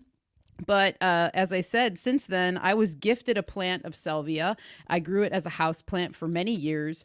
And just last year, it kind of took a turn downward. So it wasn't doing so hot. So before I lost her entirely, I made a tincture out of it. And yesterday I imbibed in the tincture because it had been actually macerating for about a year. And I had to do it before the show because I was like, I need to find out more about her and learn the ways other than what I've already known about her. And I'll tell you that it was one of the more peaceful experiences that I've had in a while with a more psychedelic plant. And I ended up following the guidelines of how they like to harvest this plant, they only use the leaves, and they typically will harvest 26 leaves for a ceremony, and they'll harvest it in pairs of 2. So 2 pairs of 13 to equal the 26, which I found very fascinating, and another weave to go with the Ophiuchus theme here that we're talking about.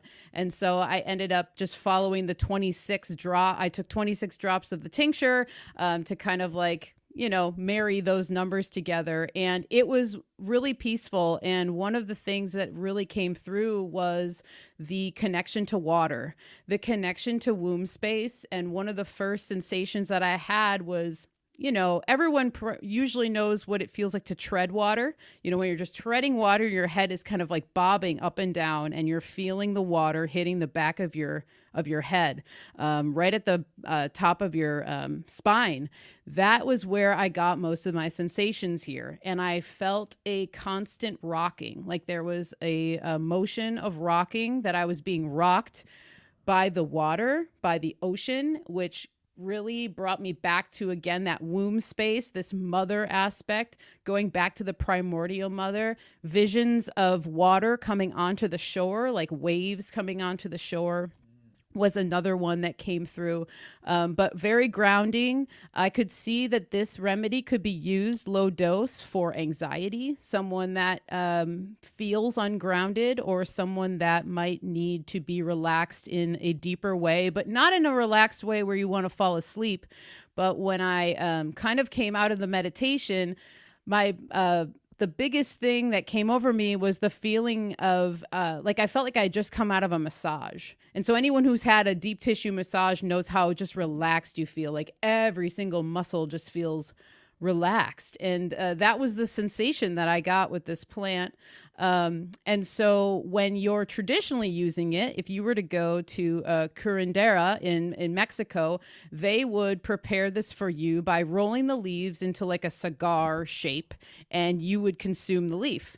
And typically they'll sing and they'll chant, and tobacco is sometimes used as a smudge to open the space or clear the space. And you can find some pretty good videos on this where people are actually going and you know, honoring this plant traditionally, how it should be or wants to be consumed. It also really likes to grow in darker areas. It really loves water. It likes a lot of water. It likes a moist place. So that came back through with my experience.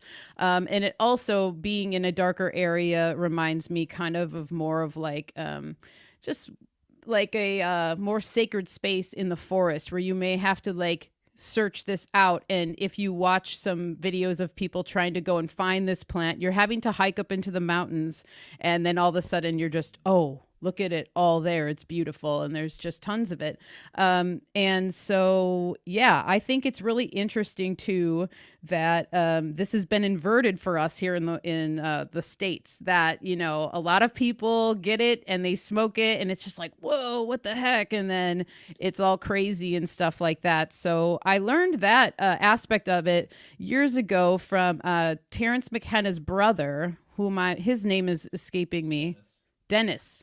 Yeah, Dennis McKenna. We went to a talk that he gave in Portland years ago, and he talked about salvia and how it's not wanting to be smoked. It's actually a water plant. It wants to be utilized in water. And the other reason why they chew it is that it's our mucous membranes in our mouth that really kind of activates it, or what have you. And one of the other ways that they'll tell you to consume it is to not necessarily swallow, like hold the juices of the plant in your mouth as long as possible before you just start swallowing it.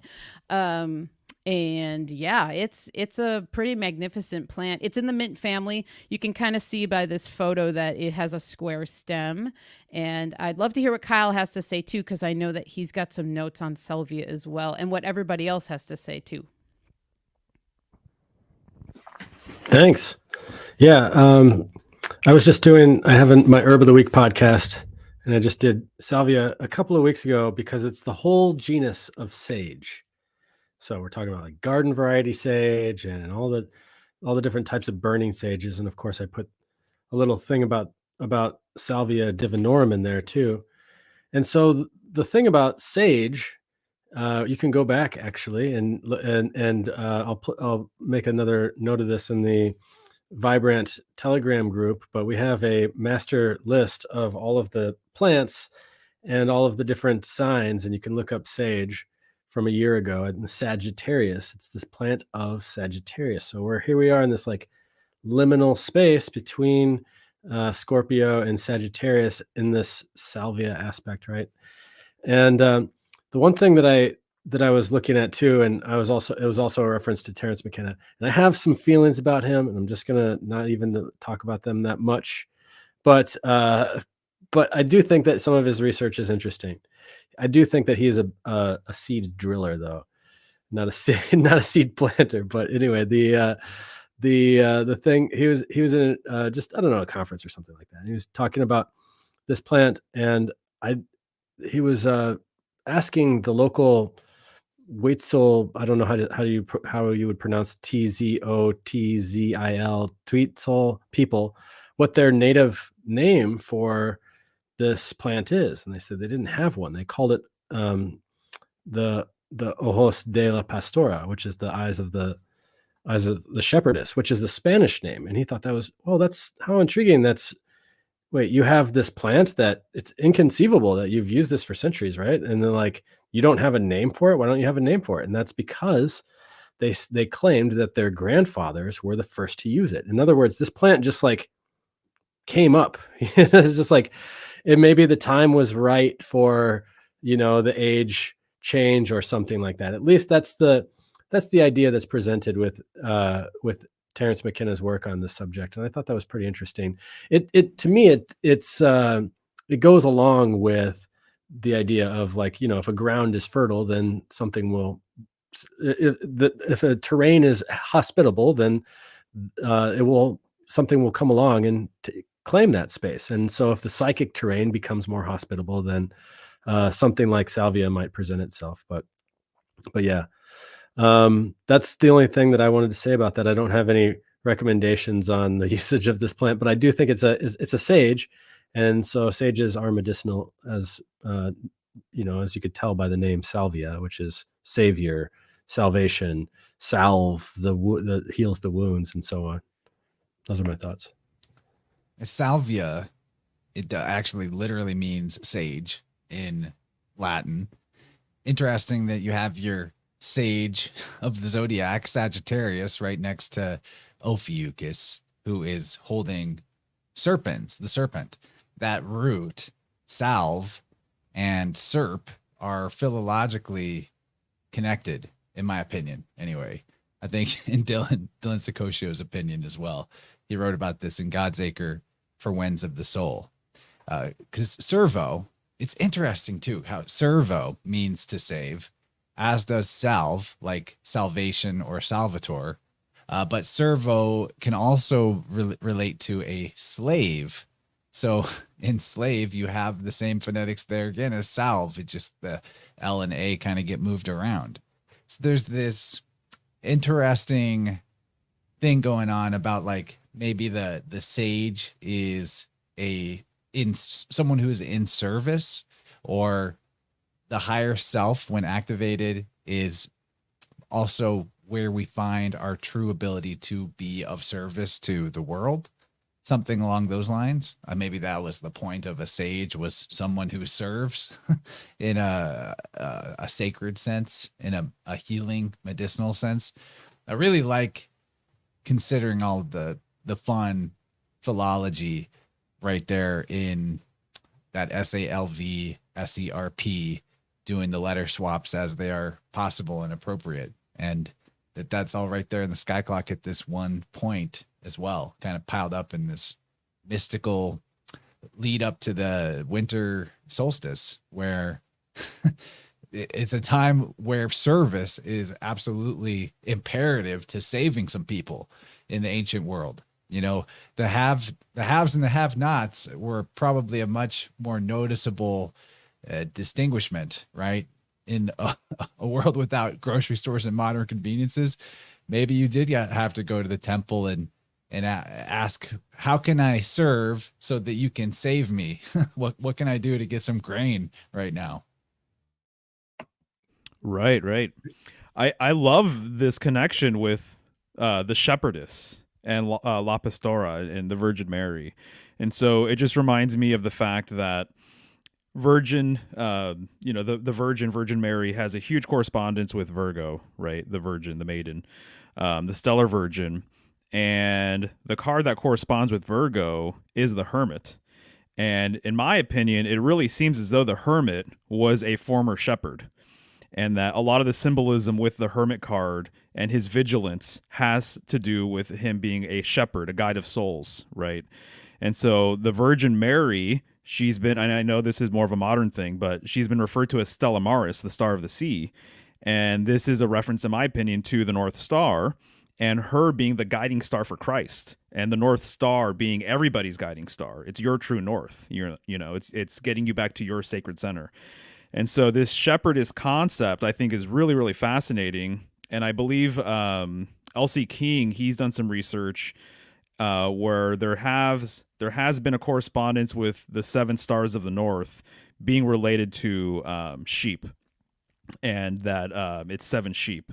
And this just reminds me of all of this business right here. So I think it's really, really interesting and fascinating. And I liked hearing your experience too. You told me a little bit about it, but you really went in depth here. Yeah. That's interesting. Yeah, I'll have more reports about it because I'm going to experiment, because I could tell that I took like the 26 drops, but if you were to do a higher dose, it would take you to a place, and it's pretty cool to just know that it's more pleasant than what I think people might have experienced in some other way, how they've consumed it in the past or whatever. So yeah, it'll be fun to experiment. Definitely. And then Christ, of course, being the Lamb of God, as well, and all of the shepherd symbolism stuff that I completely just fell in love with this past Virgo season. It's really interesting. Oh, and one other thing I think about, just with the dark element of Ophiuchus and black and what we're talking about, is that this is typically like when they do a salvia ceremony in Mexico, it's going to be a nighttime ceremony. So it's typically done at night, because I think we're going into those dark spaces. She's herding you back into to like have a place of reflection. And I think that has something to do with the water element as well. Just the emotions, reflections, really like looking at yourself, looking at your life. I think that salvia would be a really good companion for doing that kind of darker work, if you're wanting to go in that space too. Which is feminine. Totally. The inner world where you encounter the higher self is first you got to go through the black part, closing your eyes. I want to throw up one more log on the philology fire real quick, Gabe, that Micmac pointed out sage and saka. If you do the G and C switch, sage can be saka. Saka or zaka, that's, I think, related to the idea of the Saxons, Saxa, Sase, all that. And of course, a saga is what the sages tell you. They're the keepers of stories as well, the priesthood. But look at this word here that the Mexican people, ancient Mexican people in their culture coming out of Oaxaca, this word spelled Oaxaca. Well, right there in the middle of Oaxaca is, I know they pronounce it different than what it looks like it's spelled. So this might not be a solid connection, but I see it in there that Xaca, that's Zaka or Saka, which is same word because you can switch these letters to get saga or sagax, sage. It's definitely there. Whether or not there's a connection to the same universal proto-Buddhism system, you'll have to check out Terminalia, the 6th Spirit World book by Dylan Sakosho. That'll give you an idea. I think the answer is yeah, there's a connection. Nice. Man, what a bounty to feast upon here. So I love the idea of this being the shepherdess. Buwotes is the shepherd in my perspective.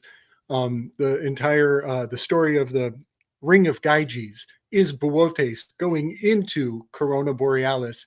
And if he had a sweetheart or a darling, beloved female shepherd counterpart, it would be right here next to him with Ophiuchus. So that does make a nice female shepherd in a fun way. And Ophiuchus has that affinity for animals. You know, this is a very much a St. Francis kind of energy too, the whisperer to animals. But there's a long weave around this correspondence between savior and you're a slave. It's almost like if you need a savior, then you're a slave to your savior. Be careful of what you believe in because your knowledge becomes your own captor. The Greeks believed that reading literacy, that to read words, to be inspired, is actually to take in a spirit, and then you are serving the spirit. And that's why you're compelled to say the words the way you do. So reading, literacy itself, the art of the poet, is the art of the serving class. And this is weird. This is hard to even fathom, but they actually considered themselves too good to read. And so to be literate, it's a total flip of how we think of it, a total flip. They thought that reading was for the servants. And so they would literally have servants do the literacy, because to take in a spirit and obey what it tells you is weakness. And that's why you're a slave. If you believe what you think you know, you become a slave to your own knowledge. It's such a mental inversion, and it's perfect for Boötes. Boötes is the void. You have to get out of your way to let the spirit fill you so that you become the poet of Boötes, the conduit. So it's really, and there is Ralph Ellis, who I don't back everything he says, but he does have an interesting weave around the word shepherd. In Egyptian is a mistranslation. You got to flip the hook, and the hook in one direction is a shepherd. The hook in the other direction means captured. And isn't it fascinating that it's philologically translates into English? They weren't even saying the same mouth noises. The glyph for captured and shepherd is almost the same. And here we are in another language. And even the sounds in English, captured and shepherd, are almost the same. And you're literally flipping one little piece of the puzzle. And these correspondences, I think the reason why these opposites seem so close, the enantiodromia of it all over time, chance, is because the Greeks considered literacy the art, the techne of a slave. And that's a great lesson for us today with be careful what you read, be careful what you consume, be careful what you take in, because you become a servant or a slave to your beliefs.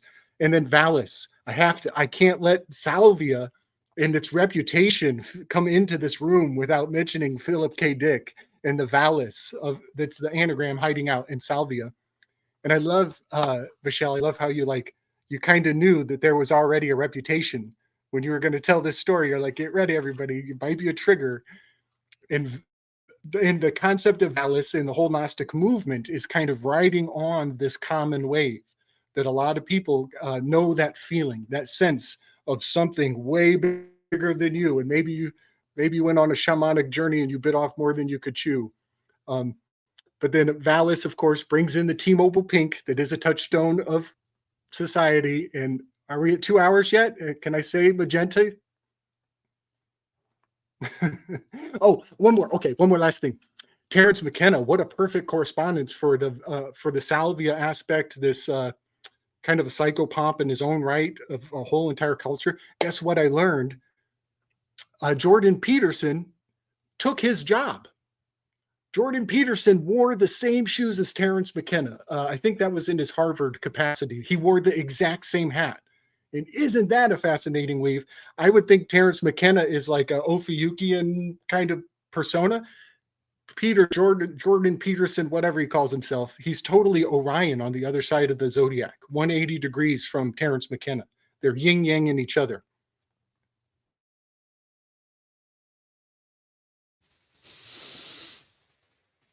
Mic drop. Here we go.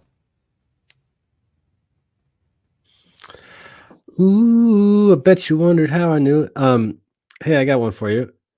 What do you call the sect of Dionysian priests that eat grapes but they don't drink wine. Anyone? Chewbacca's.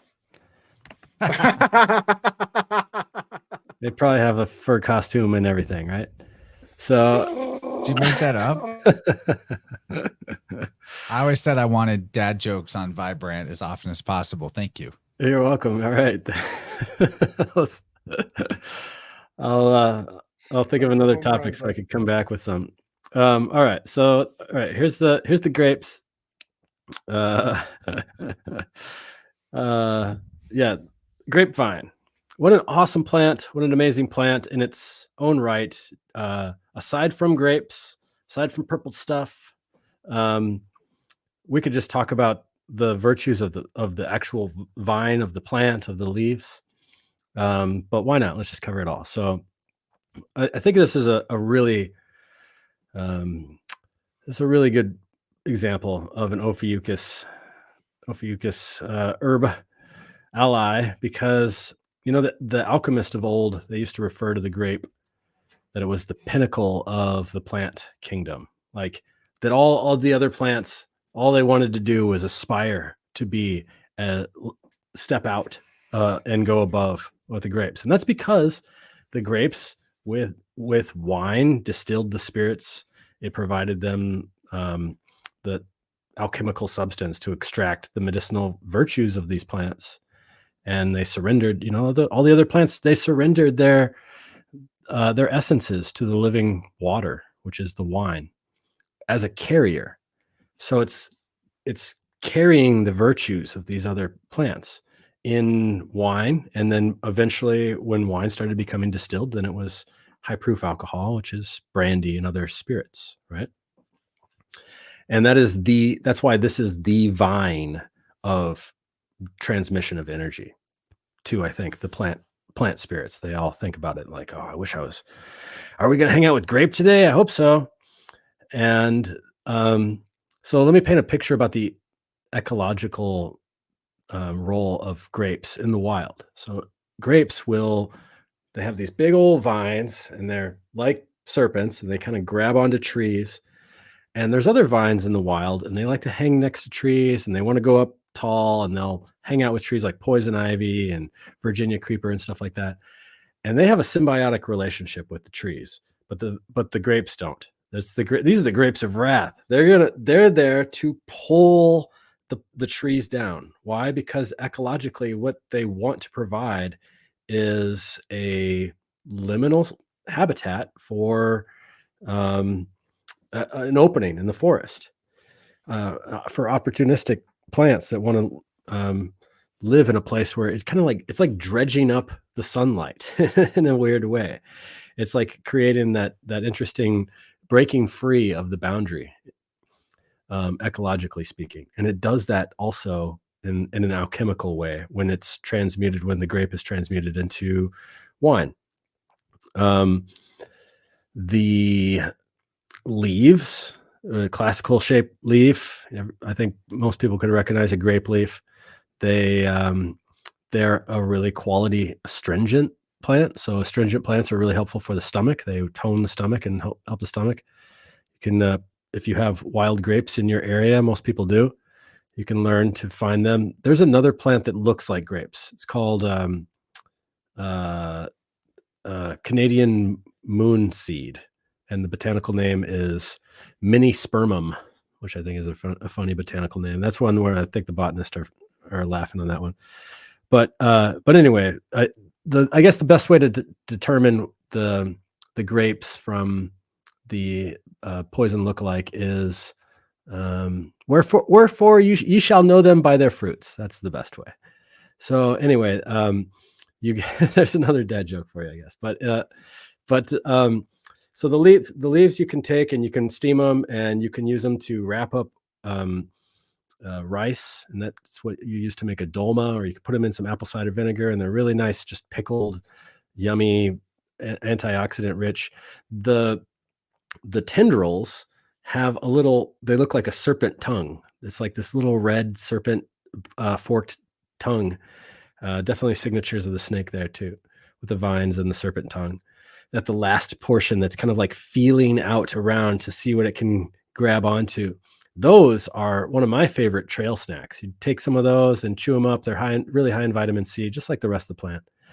And they always have different flavors. So you can kind of really get a good feeling about your landscape just by tasting the grapevines as you walk from, one end of the trail to the other. You could taste all the different varieties of why a grapevine would taste so sweet in this place and bitter in this place and sour in this place, and kind of get an idea of like where the sun is providing and where the soil is like. It's all right there in the serpent's tongue that's offering itself to you, basically.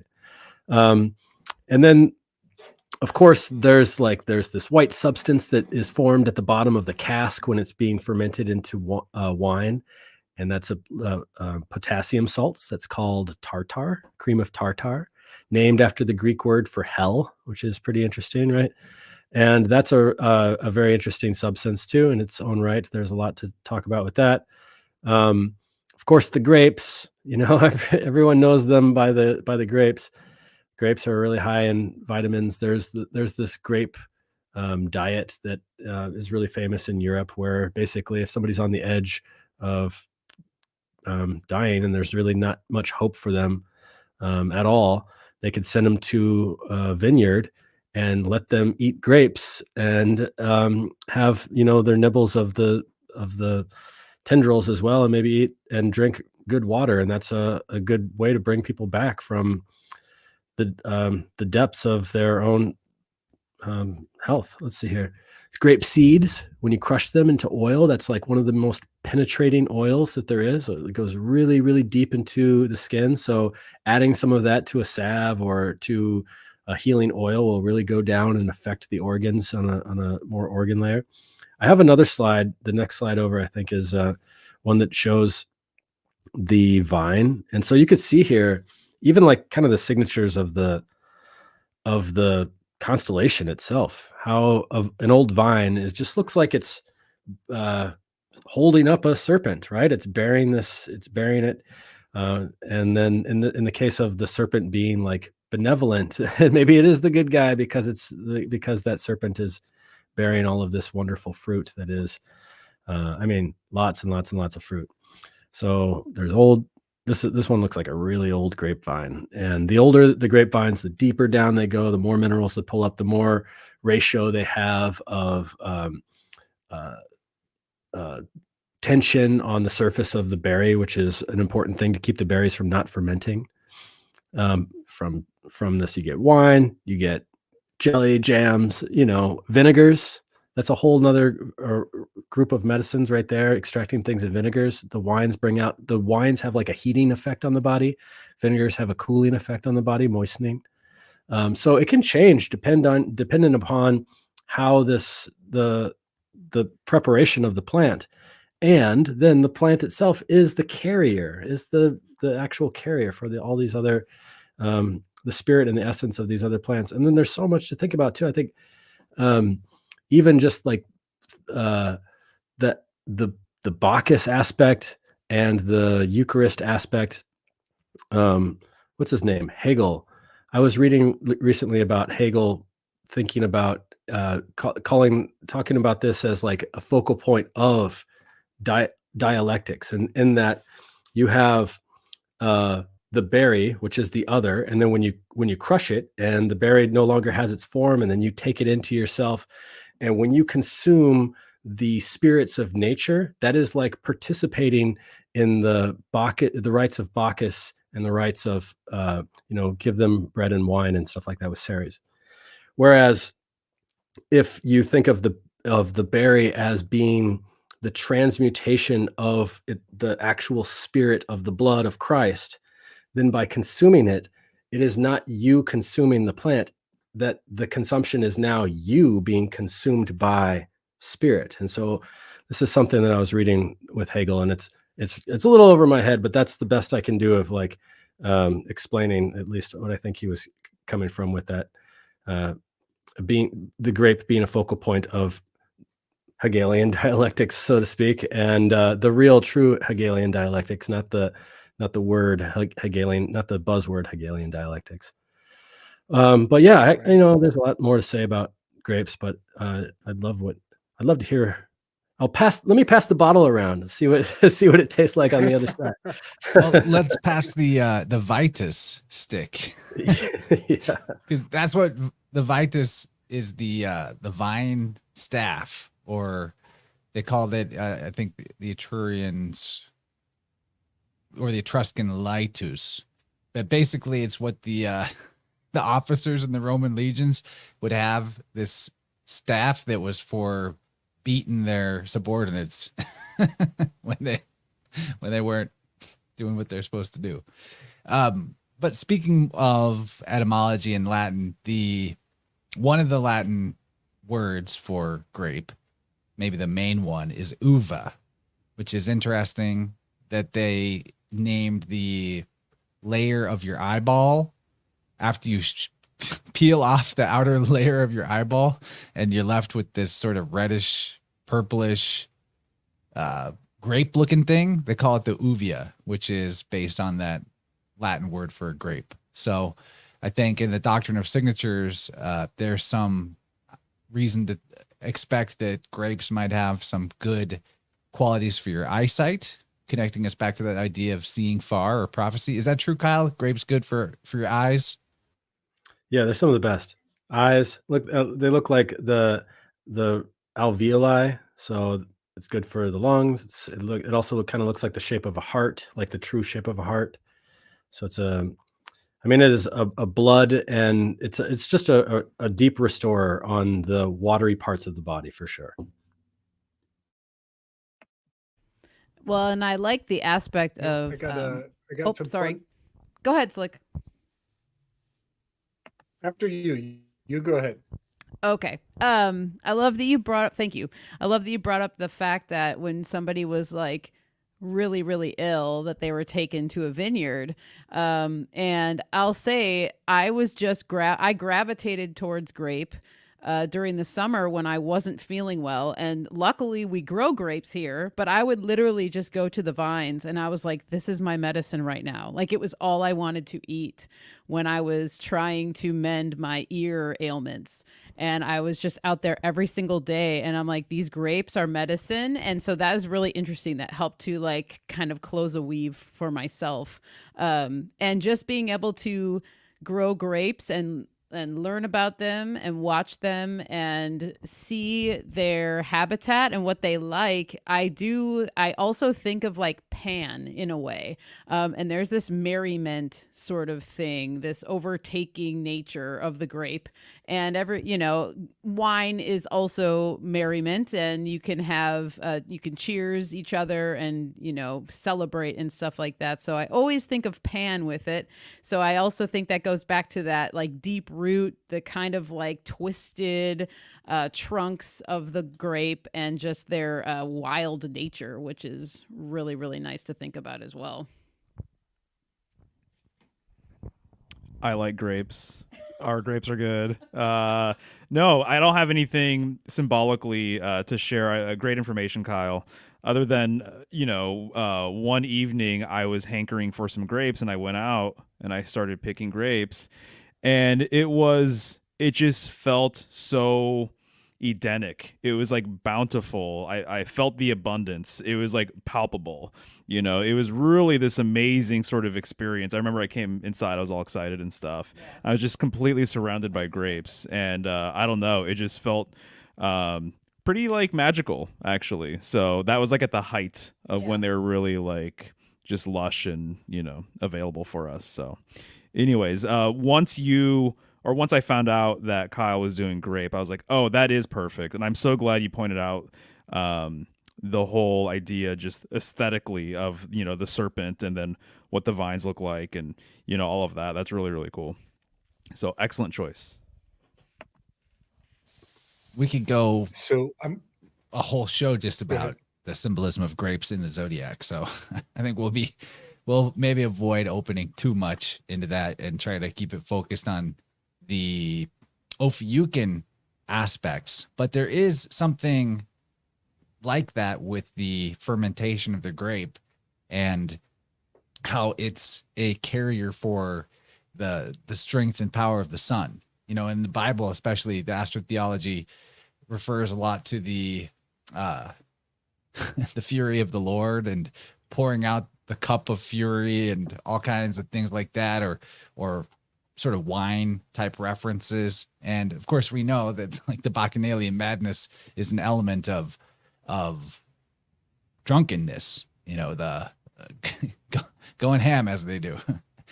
It's funny that we even say going ham, and that's like saying going dark, going dark with it. My point being, though, that whenever you do this fermentation, you're taking the height of the sun, which is when the grapes ripen in Leo season, the sun's fury, and you're storing that. You're like almost in a psychopomp type sense. You're carrying that or ferrying that into a different time of year, so that you can, in the underworld season or in the winter, you can ingest the power and strength of the height of the sun back when it was in like Cancer and Leo season when those grapes were ripening. You see what I mean? So it's like, in a way, the wine does definitely become a type of underworld enlightener, or it makes your journey through the underworld part of the year a little less dark, maybe. Yeah, man. One thing that just occurred to me thinking as we're weaving here, the alcohol, a lot of these healing elements have a strong number 3 on the Enneagram. It's often a doctor or a remedial cure-all. It's the Hanged Man card, which says a lot, right? But I'm thinking about the number 3 being indicated by it's the first triangle possible with 3 spheres, 3 circles, which is the symbol for therefore. But 3 circles is the first triangle that you can form. And so it is kind of apropos that the grape and the wine fall into this triangular sacred number 3 aspect. But I love that you mentioned Hegel, Kyle. I just heard recently about Hegel's thing with wine. And I think he has a quote where he says, tell me if this rings familiar with what you read, that you can actually taste meteor showers in the vintage. So like the time of year that it's harvested corresponds to certain meteor showers. Do you remember hearing anything about that from Hegel? No? Yeah. That was next level wizardry as far as I'm concerned. Quite a quote. But with Hegel, I've mentioned this before. People are talking about, he didn't say problem, reaction, solution. He said synthesis, thesis, antithesis, whatever, some version of the Trinity. But I love to keep the PRS close to Hegel because the printing press did come from where he got published. And the PRS is problem, reaction, solution. But now we're bringing the wine press into the picture as well.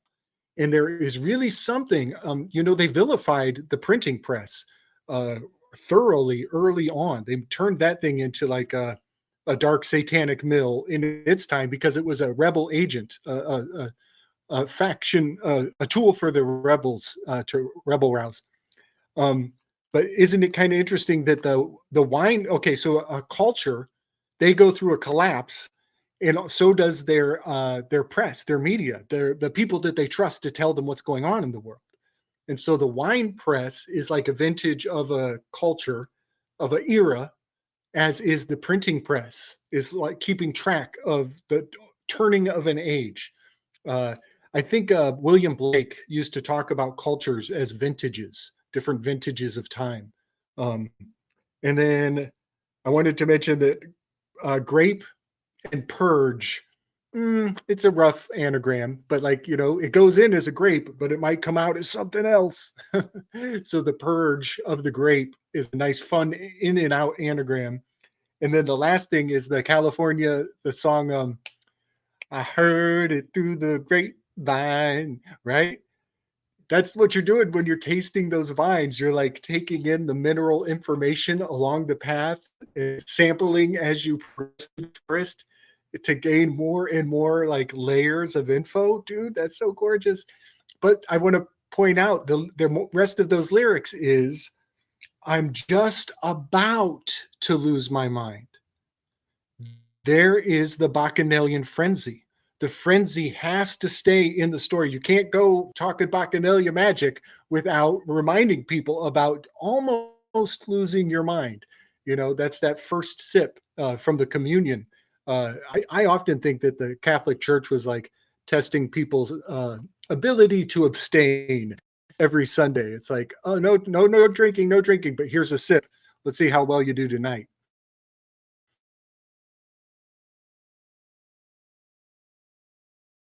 Of taking some sort of intoxicant. Can you start that over? Your mute delayed, internet. Thanks for the heads fun. up. Appreciate it. Yeah. Just said that that's really interesting. We've talked about this before, the idea of humans' souls when they come here symbolically, this is the mythology, taking an intoxicant that causes amnesia so you don't recall your past life. And if I'm not mistaken, wine has been used as a metaphor for this, liquid that you're drinking, imbibing in, to lose your mind, or rather lose your memory, pretty much. So that's what it reminded me of. But all this grape discussion just reminds me of home because the Central Valley in California, I mean, there's just vineyards all over the place. And then, during the summer, picking the grapes and then letting the grapes, bake under the sun to turn into raisins, right? And then there's the passageway to get from Central California to LA. You have to cross through a place called the Grapevine as well. So anyway, just making me homesick a little bit. Thanks. Yeah, man. You're making me a little homesick for the fields. You drive through those fields and you turn sideways in the car, and the rows just mesmerize you. As a child, I used to just love to stare at that hypnotic effect of the fields flashing by your eyes. And somehow I was imbibing in a hypnotic engagement with the agriculture, and I think a lot of kids have done that too. That's kind of a fun, I don't know, an intoxicant in its own right. We got that in Missouri too. We have, you might not know this about Missouri, but it is a huge wine producer. We have vineyards all over it. They actually grow great here. So they have a really nice grape patch at the park that I took Kyle to one time when he was visiting. So yeah, I don't know how much they produce, but I think it's on a very, very high level. So popping up to, oh goodness. Oh my God. Oh shit. We're talking about ayahuasca next. All right, Michelle, take us away. All right. Because if grapes weren't intoxicating enough, let's just take it all the way. Yep. I saw ayahuasca on the slides. That's why I wore this shirt today. I was gonna say, yes, good call on that one. That's ayahuasca vibes.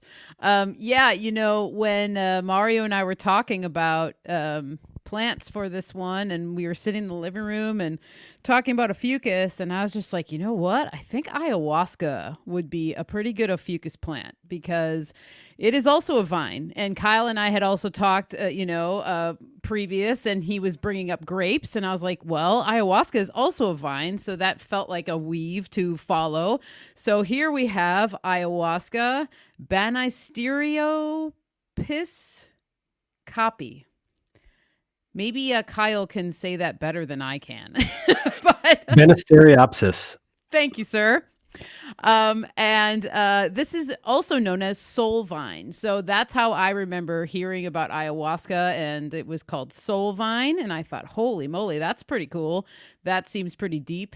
I will say I have not imbibed in ayahuasca yet at this point in my life, but I have talked to a handful of people who have. I've researched it myself, and we have a really close friend that has a couple stories that I actually thought I'll weave into this one as well, because there's also a snake correspondence going on here. I mean, when you just look at the plant itself and the vine, how it's vining up this tree, look at that thick knotting, that DNA shape that we were talking about earlier is all up in here. Don't people see serpents when they're on ayahuasca? Yes, and that's what one of our friends talked about. She's done it a handful of times, and she said on a few occasions her trip consisted of her falling into a pit of snakes, and she could not get out of it, and it was just snakes everywhere all over her, and it was quite terrifying, she said, but that was a theme that ran through that trip for her.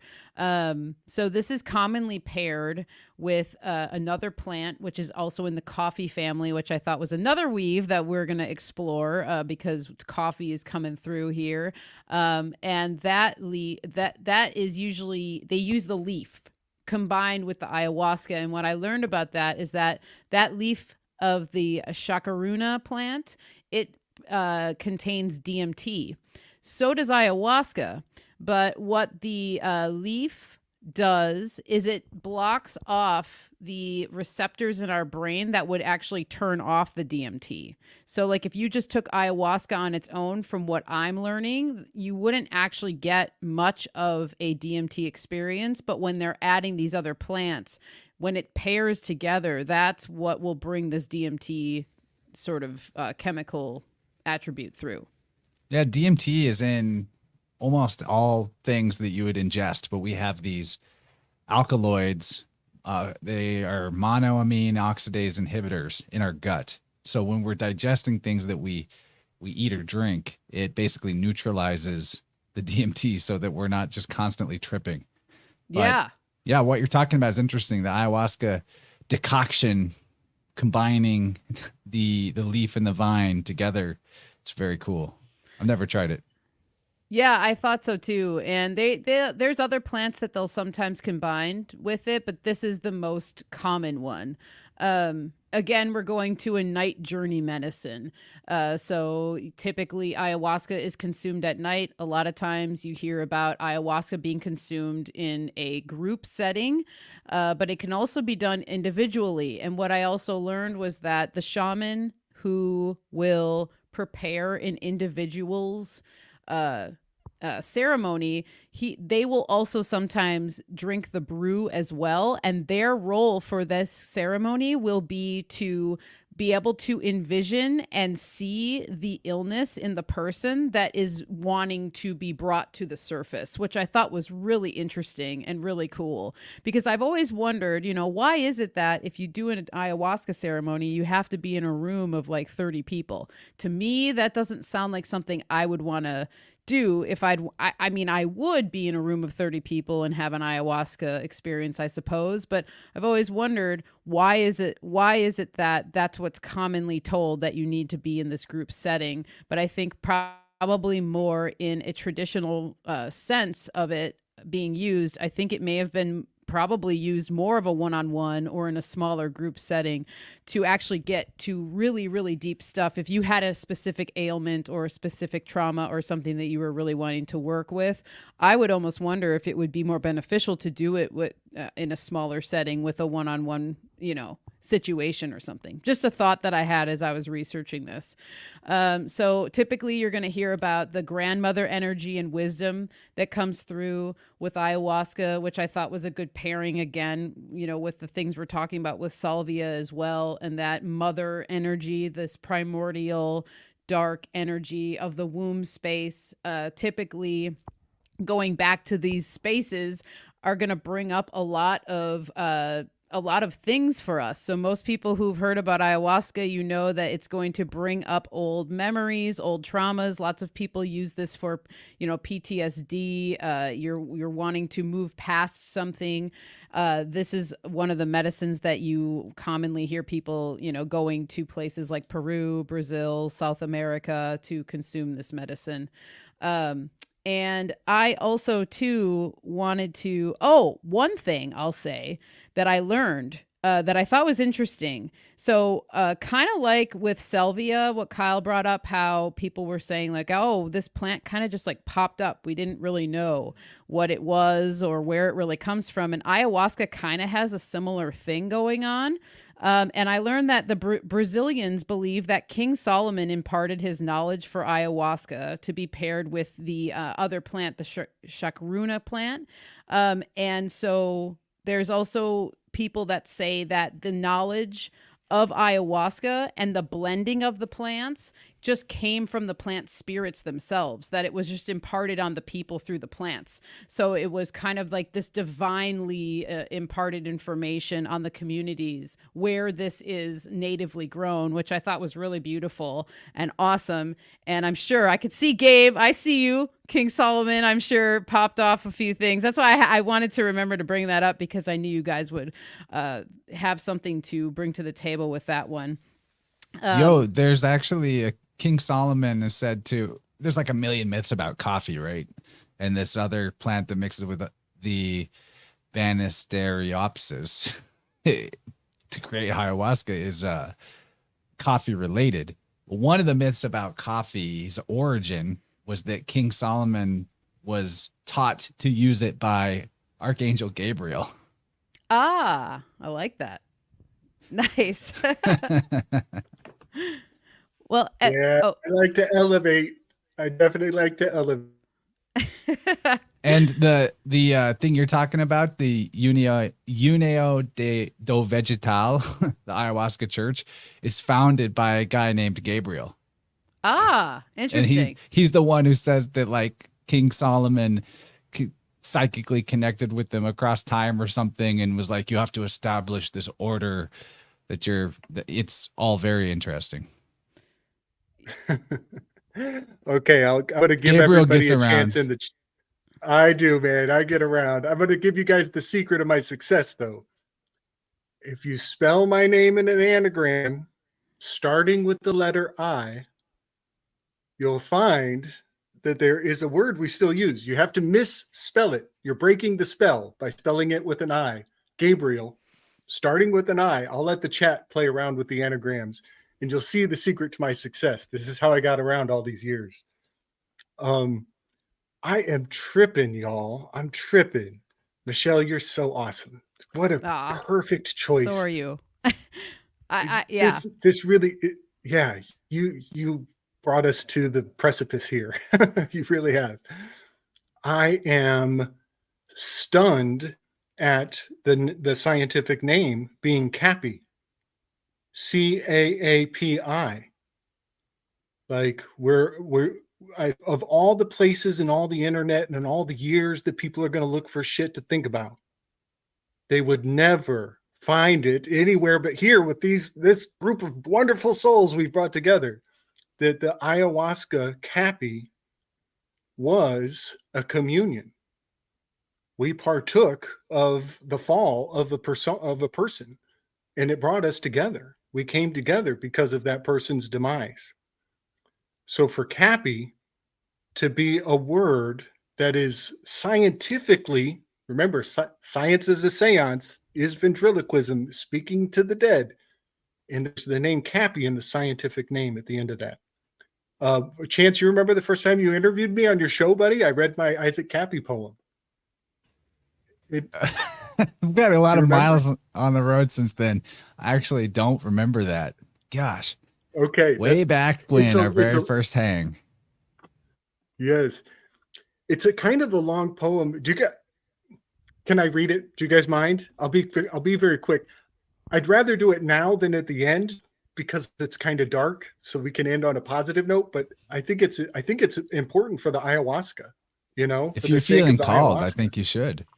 Gabe poetry is always a treat. So about the coffee, also before we move away from that, we're not going to move away has from the shape of a coffin. We're going to move closer to it. Yeah, we are. We're moving into it, right? Yeah. So his constellation has a coffin in the shape of his torso, and I believe that the Osiris story, Isis, in the details, like the fine details, Osiris's final piece is bound up in a tree in the shape of an obelisk, and she has to trick this community to give her the tree. She does a deed to get the tree, but the obelisk shape of that last piece is, I think, also the coffin that is the shape of Ophiuchus. And whether coffins are shaped that way because of the constellation or not is a fascinating thing to ponder. It is ergonomic, but it is also very stellar, the shape of the coffin. Just saying. Okay, I'm going to read this poem and I'll be quick.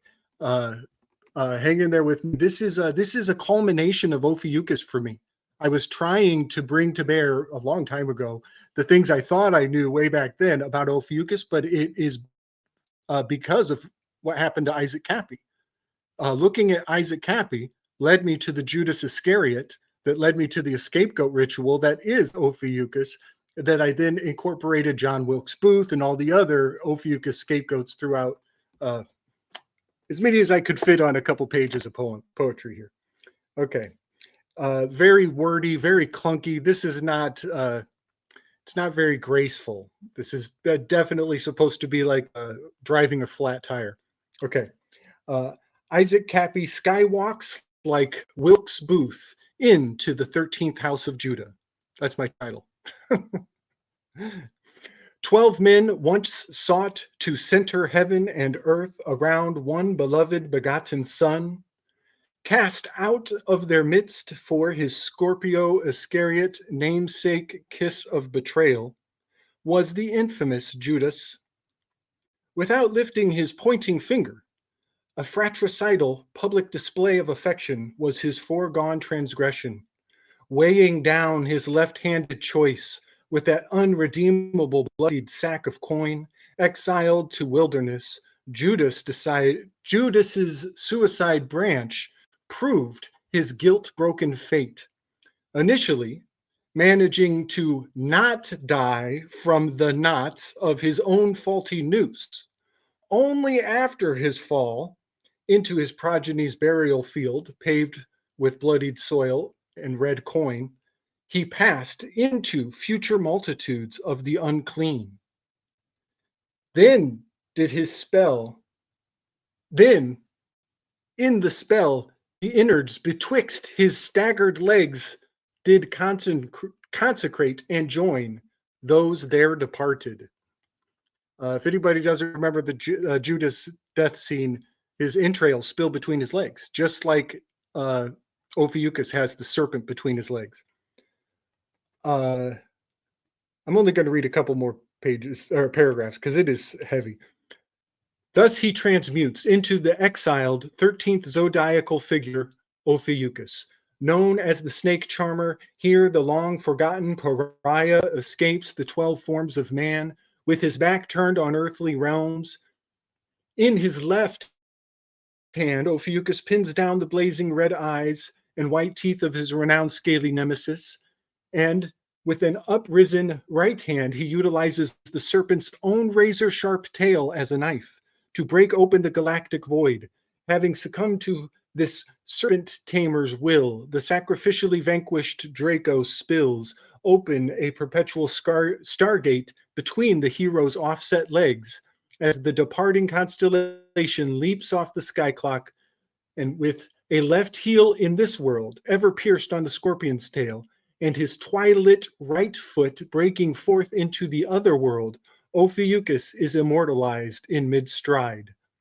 Not unlike when well-known John Wilkes Booth walked in both worlds, when under reptilian charms he ventured a momentous aerial salt right out of Lincoln's faithful booth into the many publicly staged eyes. The night Abe died, John W., the actor, was in the assassination's act of escaping, when his own left riding spur proved Achilles' heel by becoming entangled on that newly starred, red-stained, soon unredeemable treasury flag.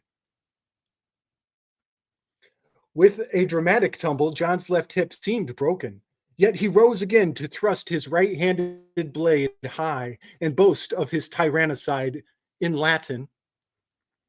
His exit was then occulted by stage curtain. The 12-day round-the-clock manhunt which ensued started with a bullet in Abe's elongated skull and ended in the lucrative scapegoating of some twice-dead fella with a coinciding broken limp who perished in the crossfire of the mob while leaping poorly out of a burning leather hide curing booth. I'll stop there. It's Dude, that was amazing how much of our history is actually in the stars. It's actually just in the stars. And they just redress it. It's like a stage that changes colors, kind of, but stays the same shape. beautiful. That was a really great weave with all this, all the lessons that we've talked about today. It reminded me of how the word, we're talking about ayahuasca, talking about grape, vine, divine, divinity, but also cutting off of the vine, divine, like as in you are pruning it off. So here we have the scapegoat escaping, being pruned off, in order to, I don't know, strengthen the rest of the crop. It's just a story that plays off over and over, but it's also in that word, if you, depending on how you spell it, Devine or Divine. Like you are taking it off of the vine, just as in the case of Wilkes Booth and the other guy. That's what we're here to do. I think humanity's role in nature is that the the vine that chokes the tree might not have any defense against that. You know, we can see where there may be some imbalance creeping into the equation. We can help nature do what it would have done anyway in a balancing sense, but because maybe we're more efficient if we're working with nature, we can exalt nature, right? I think that might be part of where this divine idea comes from. The world tree, the one life, right? Well, if there's one life that emanates all of our smaller lives, like branches and twigs off of a great trunk or a great world tree, then we may always be in some way working with and occasionally working against this vine wrapped around the tree or the serpent wrapped around Yggdrasil, that whole thing. It even when it's destructive, it serves creation, but we're dancing with that thing. It's always part of the equation. Yeah, you know, I've been imagining it lately too. Obviously, I have a great reverence for the concept of a world tree, but I keep on thinking about a world or cosmic river, and instead of branches, it's just smaller streams branching off from each other, but there's a main stream, right? Kind of like the trunk of a tree.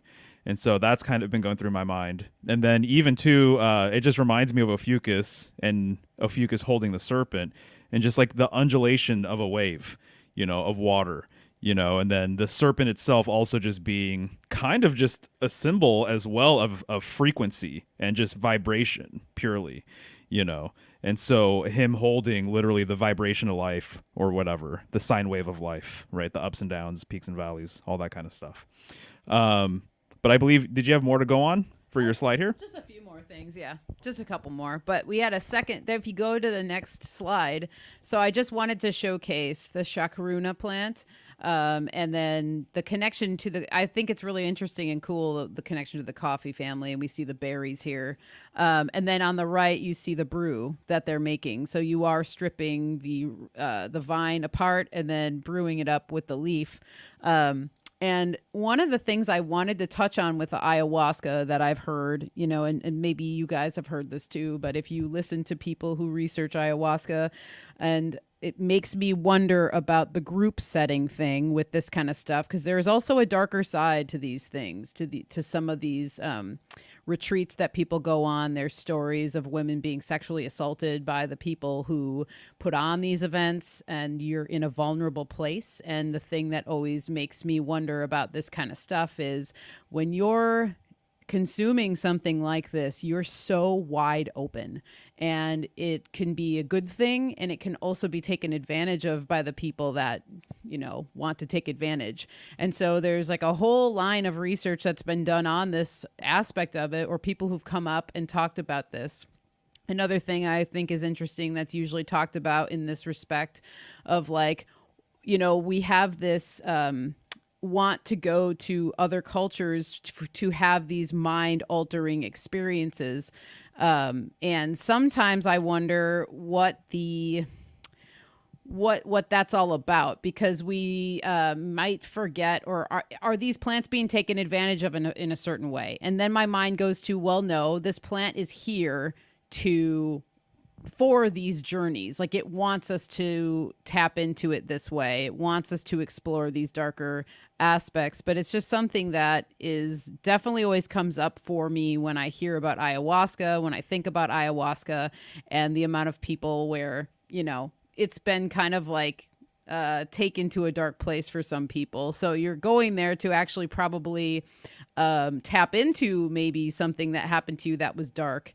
And then while you're in this vulnerable state, something is done to you to actually accelerate your trauma. It's very interesting. It's just something I wanted to bring up, because I think in life there's both sides. You have to look at the light, you have to look at the dark. Maybe you don't have to, but with wisdom, to have wisdom, I think you need to look at both. So just something I wanted to bring up on an aspect of that. And my heart goes out to people if something like that has happened to you, because that's pretty not cool if you were trusting someone in a ceremony like that, where it's supposed to be so sacred, Yeah. One thing I love that I've never gone there yet on my path, but I have learned a lot from those who have, and that is, as a martial artist, I already know and value the way of the student and the master. But in these high shamanic rites, it's even more explicit. It's more clear that, the Bruja is playing Virgil. That Bruja, that's the psychopomp on this side, and there might be a bit of a handoff when you get to the other side. Your Bruja on the other side. I always hope that mine's going to look like Cuba Gooding Jr. I want him to be my psychopomp when I do my ayahuasca retreat. But you don't get what you ask for. You get what you need, right? But I want to point. I think there's a really beautiful positive spin here that may not have been spoken of before. And we all know that over 2,000 corporate executives stepped down over the past couple of years. That's a considerable number. If it's even remotely, if it's 200, I'm stoked. And wouldn't it be fascinating if these corporate executives taking a pilgrimage down into this Amazonas, into her territory, to meet her on her terms, and she gave them exactly the ego check that they needed to walk away from their corporate position. And I think that is really profound when we think about what corporate America has done to the Amazon territories. It is so profound that the corporate execs have lost that engagement. The question is, where did those tethers end up? That's a whole nother point to think about. But I just think it's so profound that Amazon has lured the corporate execs out of their high towers, and now they're all quitting their jobs. But let's not forget, what is the name of the corporation that's taking over the world? Amazon. It's Amazon. And that smiley face, Amazon Prime, that's Priapus.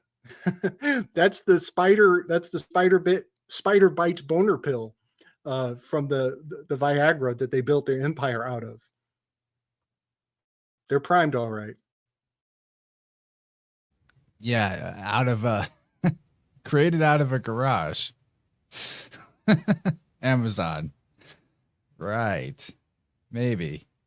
That's a good weave, man. I appreciate that. Okay. I'm going to push this on to coffee. My favorite drug in the world. I've recently done a lot of cutting back. I was getting excessive for too long. But it's a really powerful, amazing plant. And I'm particularly interested in just how diverse the mythology around coffee's origins are. And I might get into that after we let Kyle take it away for us here. Yeah, it's funny that you called it a drug, right? Because there's people on the road right now under the influence, driving under the influence of this plant. like as we speak. There's plants that we talked about tonight that'll change your consciousness, and here's another one. But see, the other ones are you're not gonna. Oh, did you have your morning cup of ayahuasca? Oh, okay, good. Don't talk to me until I have my ayahuasca. On my mug it says. All right, we got Joe, another name for this plant. I think that's interesting. Just the name Joe, right? That's Java. Yo. That could be like the sun. Yep. Java, mud, cuppa. You call it bean juice, Chance. Daily grind, rocket fuel, worm dirt, just to weave back in the coffin. Okay. So a simple internet search of coffee is like, is coffee good for you?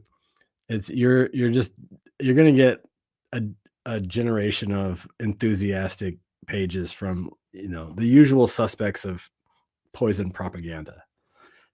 They're going to say John Hopkins studies that coffee makes you live longer, and like Mayo Clinic, coffee is the best antioxidant. You don't want to be a pro-oxidant person factory, do you? The society is opposed to oxidation.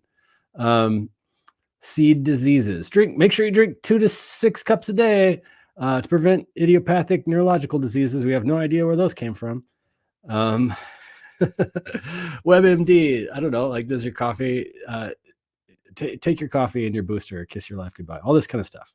Yahoo.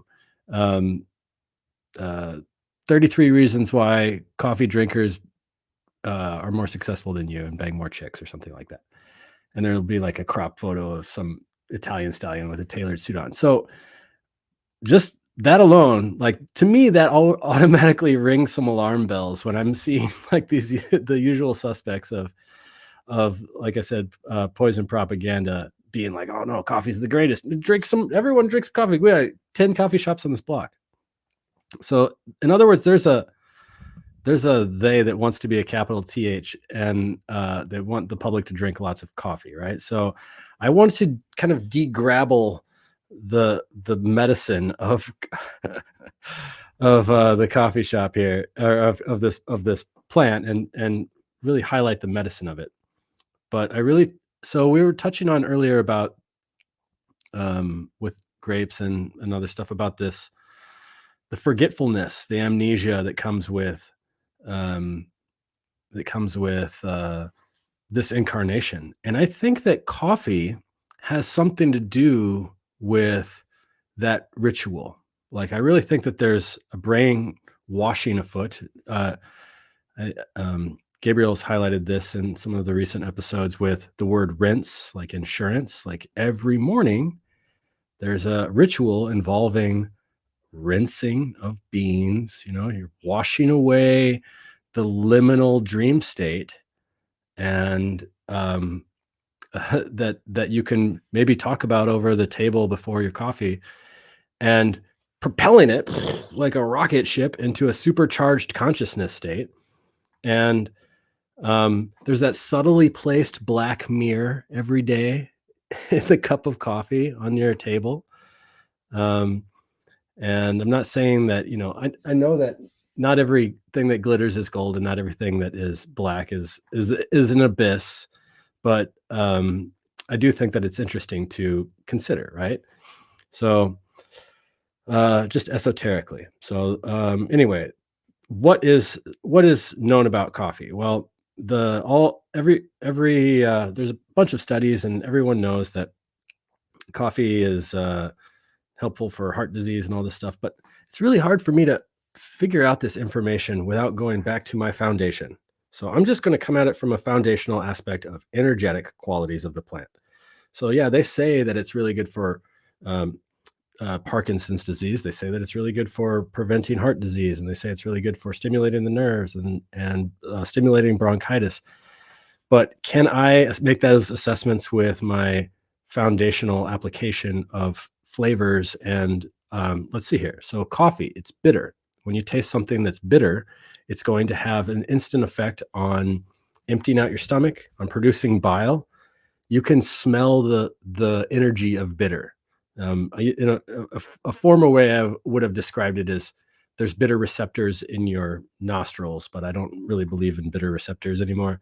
But there's something about the smell of bitterness that you don't even have to taste or imbibe in this. And it makes you feel like, okay, I can go to the bathroom now because everything is just moving downwards.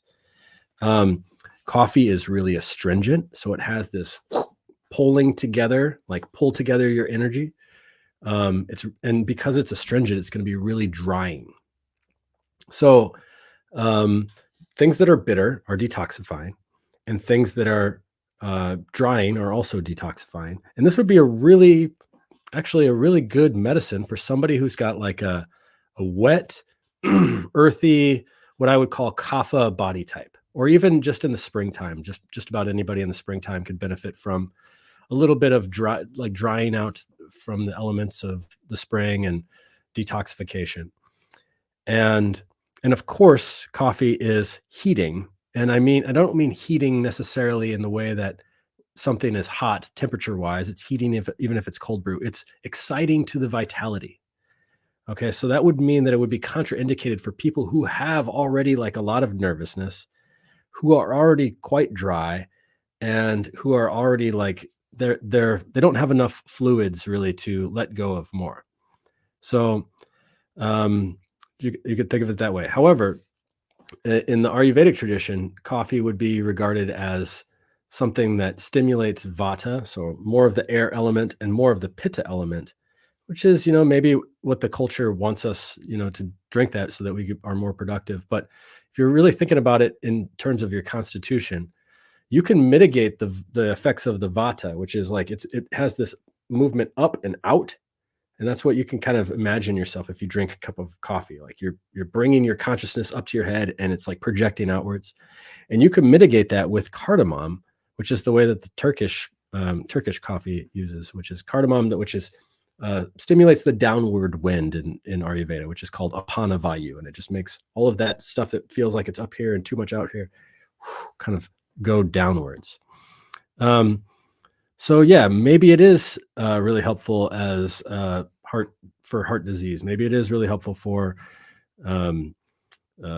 Parkinson's disease. I don't know, and it slows the onset of dementia. I mean, I could find a lot of money in support of coffee. And I believe that as far as money goes, like there's two things in this world that are exported more than anything else, and they're both black and they're both watery. And one of them is coffee and the other is crude oil. And I just think that's really interesting, just the connection between those. There's two kinds of coffee. There's the Coffea canephora and Coffea arabica. And so most people, I think in America, are drinking the Arabic version. The word coffee is a weird word. It comes from an Arabic word that is related to, I think the word is like kwawe, which means wine, but it also means the dark one. So just the word coffee in itself. And that's because the coffee comes from Yemen and Ethiopia and these places of like the Cushitic languages. So it has a relation to the dark one, which is interesting. And the word canephora is a cool word scientifically. Like that means a maiden wearing a basket on her head in Greek. So in the Ophiuchus constellation has that like it almost looks like a weird shaped head, right? Like he's wearing a basket on his head. But it also means a caryatid, which is like a pillar supporting the roof. There's like the columns that would support like the top of the roof, the Parthenon, and those columns that were made up, that were stylized as women, maybe sometimes held behind veils and stuff like that. Those were canephora, or caryatids is another name for that, another definition. So there's another Ophiuchus kind of symbolism, which is that pillar that gives us the access to the higher roof, to the mountain of heaven, carrying the basket. The dark one propels us out of out of the liminal space. I remember this. There's this book that's by Stephen Herod Buhner called "The Language of Plants," And in it, he talks about an interview with some indigenous people in Africa, and they were asking, like, what's the difference between, your culture and the Western cultures that you interact with? And they said, the Westerners they just wake up once in the morning. And they were like, what does that mean? Well, it means that when they wake up, their mind just wakes up, but they don't wake up their heart. They don't wake up their heart. And so I think about that sometimes when I'm like, I try to abstain from coffee in the morning until I can feel like that liminal space between the dream world, between that amnesia where I had a dream about something, but I can't remember because I've been propelled into coffee consciousness. That heart opening waking has been successfully achieved. And then I will partake in my black mirror medicine. So that's my coffee weave. I'll leave it to you. That last bit, there's a lot of wisdom in that, man. In my earlier adulthood, I didn't really drink a lot of coffee. It wasn't the morning ritual for me. And I remember that my morning meditations back then were completely different than what it's like if I meditate in the morning after coffee or in my current incarnation.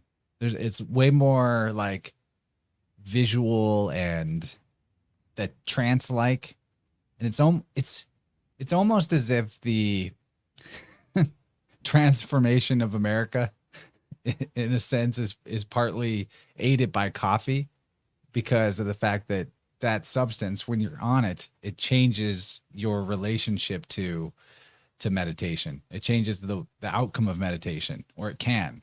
It changes your inner world sight. It's grounding in a way. It definitely like brings you into the physical moment in some sense, gets you into your body, but maybe that's a little too forced. Maybe it's not that it's a bad thing. Coffee's not a bad thing, but the habit of it might remove the ability to access certain other aspects of the life experience if it's always present, if it's always in your bloodstream, which for me and a lot of other people, it pretty often is. I'll throw down a couple of I'm really interested in what you were talking about, the word that might relate to wine and darkness. There's a lot of folklore and mythology about coffee. The Oromo of one of the largest Cushitic speaking groups of Ethiopia. So there's that Kush again of Ophiuchus.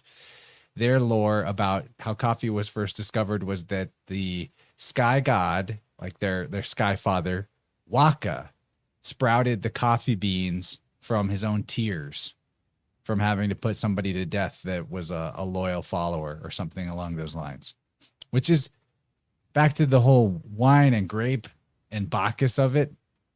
Waka, their sky god Waka, you just switch W and B and you got Baccha. And the full epithet is Waka Gorecha, which they say means black god. And that might be because they're Ethiopians, but it's interesting that their sky god is actually, the full title is like black god, and his tears created coffee beans. But it doesn't stop there. Muhammad legendarily was visited by Archangel Gabriel, and Gabriel gave him a mysterious potion. Turns out it was coffee, which gave him the strength to continue on his journey. He only had to have one sip of it, and he slayed 40 enemies and conquered 40 virgins on one sip of coffee. So, man, imagine Muhammad on like a full cup. Be too much, probably. But so there's Archangel Gabriel showing up. I actually want to take a moment and show some depictions of Archangel Gabriel, because we talk a lot about Archangel Michael, but I think that possibly a lot of angel figures might be Ophiuchian in their symbolism, because we showed this with Matheson really well. But one of the common traits of Ophiuchian figures is like this angle that you see his staff at. it's a spear or it's a staff. You see it with Archangel Michael. The spear is usually at that exact angle into the serpent. And I think the wings might even be potentially like a different way of outlining the serpents, what becomes serpents in the typical Ophiuchus. I'm of all the Ophiuchian research that has been going on lately, I still am kind of not sure about the origin of it as a constellation, how far back our version of it, of a guy holding a snake goes. But it seems to me that in different places in the world, what they saw it as probably morphed a lot. And it's a lot of the figures that we've linked it to. But here's some more Archangel Gabriel. He's got the kind of classic Ophiuchian staff, you could say. There's the Annunciation. I just grabbed a lot of Gabriel photos. It's an interesting character. This is a Gabriel with a flaming sword from a medieval painting. So there's a sort of sync up with Archangel Michael. And there's with a shield. That's a very Ophiuchian thing as well. The shield is. And it looks like he's standing on some kind of devil or something. It's kind of hard to see what's going on there. The crested hat or the plumes on his hat, that's an Ophiuchian thing as well. There's that angle again. There's the feet at a certain angle that is reminiscent of Ophiuchus. And here's all three of them together, Gabriel, Michael, and Raphael, which it's very interesting. One standing on a rock, one standing on a man, one standing on a fish. And Gabriel's on the rock. But all that aside, go ahead. Do you know what synaxis means? It's right there on that last painting. Synaxis of archangels. I see axis, I have to ask. It means an assembly, like a congregation. It's a word referring to the orthodoxy. So maybe it's like, maybe on this. So this is Greek Orthodox, that picture we were just looking at. I should bring it back up. But maybe that's like a reference to the name of this church or assembly. Like that I have no idea. I don't know a whole lot about Greek Orthodox, but yeah, you see axis and you're thinking pole star.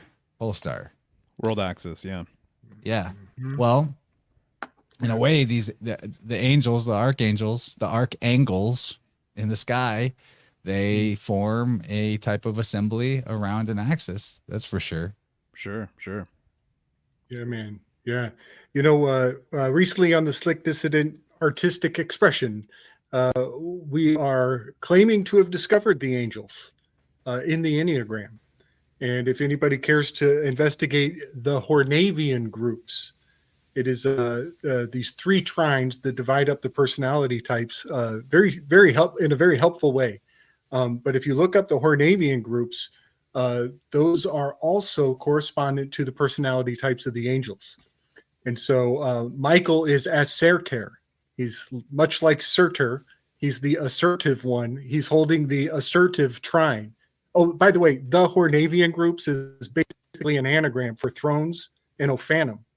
So the name of the category is telling you this is where the angels are. So come on over to Slick Dissident. We'll show you how to find the angels real quick. Right on. That's a good plug. Something you said, Kyle, just reminded me. I don't know if it's been mentioned here today just yet, but this whole idea of ascension or your higher self or moving upward, it's encoded in Ophiuchus as well, because the serpent is going towards the northern crown, right? And so it's really interesting. It looks like it's like right on the brink of like about to like chomp at it or something along these lines, but the crown being the top of our head, being related to like kind of like Aries symbolism, we're born head first. It's not uncommon to see like the crown on top of like the tower card or on top of the tower in the tower card, so the fact that the serpent is going towards that crown, I think is kind of interesting. And to me, just kind of relates to some of the stuff we were talking about. But I know Michelle has an affinity for coffee, and she was a barista for many years. Do you have anything to say about this one? I mean, I could wax poetic on coffee for a while, but yeah, I mean, I've had to too, like really evaluate my relationship with it over the years because I realized a lot of things about it, you know, the dehydration aspect of it, the stripping of the nutrients, because that is one of the things that it can do because it's a diuretic. You know, most people know it will make you pee almost immediately after having it or go number two. You know, it is a flusher, you know, and I saw PK brought up, are we putting it into the wrong hole? And everyone who knows Amanda Vollmer knows that she's an advocate for the coffee enema, and I have yet to do one, but I do want to do one just to see what happens because I can only imagine the benefit because I imagine what the stimulation that would happen to the colon immediately because what happens when we put it in our mouths, imagine, you know, the other way. So when it comes to detox and cleanse, like that would be pretty amazing. I do think a positive aspect of coffee though is like the communal aspect of it, bringing people together. It's a communication starter, conversation starter.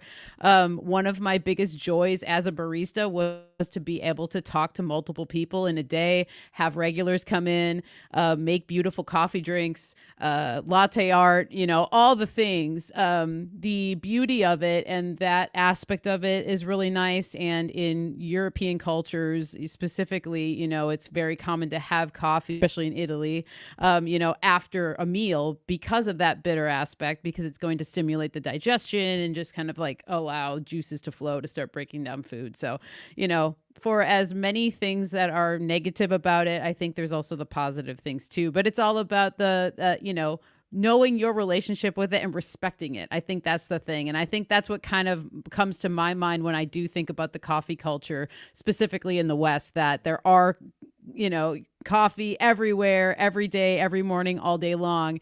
It's almost like with any other herb, when you are disrespecting it, you're going to have negative effects with it. So I think that's it's just like finding the balance and not demonizing people if they do enjoy coffee. I think that's one thing too. Like there shouldn't be any shame if you do choose to have it. Just drink responsibly. My solution for myself was that it wasn't about the amount so much, it was the window of time. So like yeah. I'd been doing it from when I woke up to like 3, 4 in the afternoon sometimes. Not every second constantly chugging, right? But potentially that entire range of time, coffee could come into the picture. So now I've just swapped to only in the morning. I'm noticing a lot of brightening in my energy from that, which is great. The first and most popular origin story of coffee, I had to point this out. It's another Ethiopian story that had to do with a goat herd. Here's an illustration of it, who I think his name was Kaldi. So here we have a shepherd idea coming back again. And he noticed his goats were very energetic and dancing goats. Interesting symbolism. And that's what led to the discovery of coffee's uses in like the 800s AD. And then, yeah, I mentioned before, there's the same story of Gabriel, Archangel Gabriel, giving the use of coffee to Muhammad. Also has been said about King Solomon knowing about coffee. That's way more ridiculous and kind of a stretch. And then there's this magical cat that, this isn't a very good picture, but they look really cool. It's a, gosh dang it, what's the name of this cat? Hold on. It's called a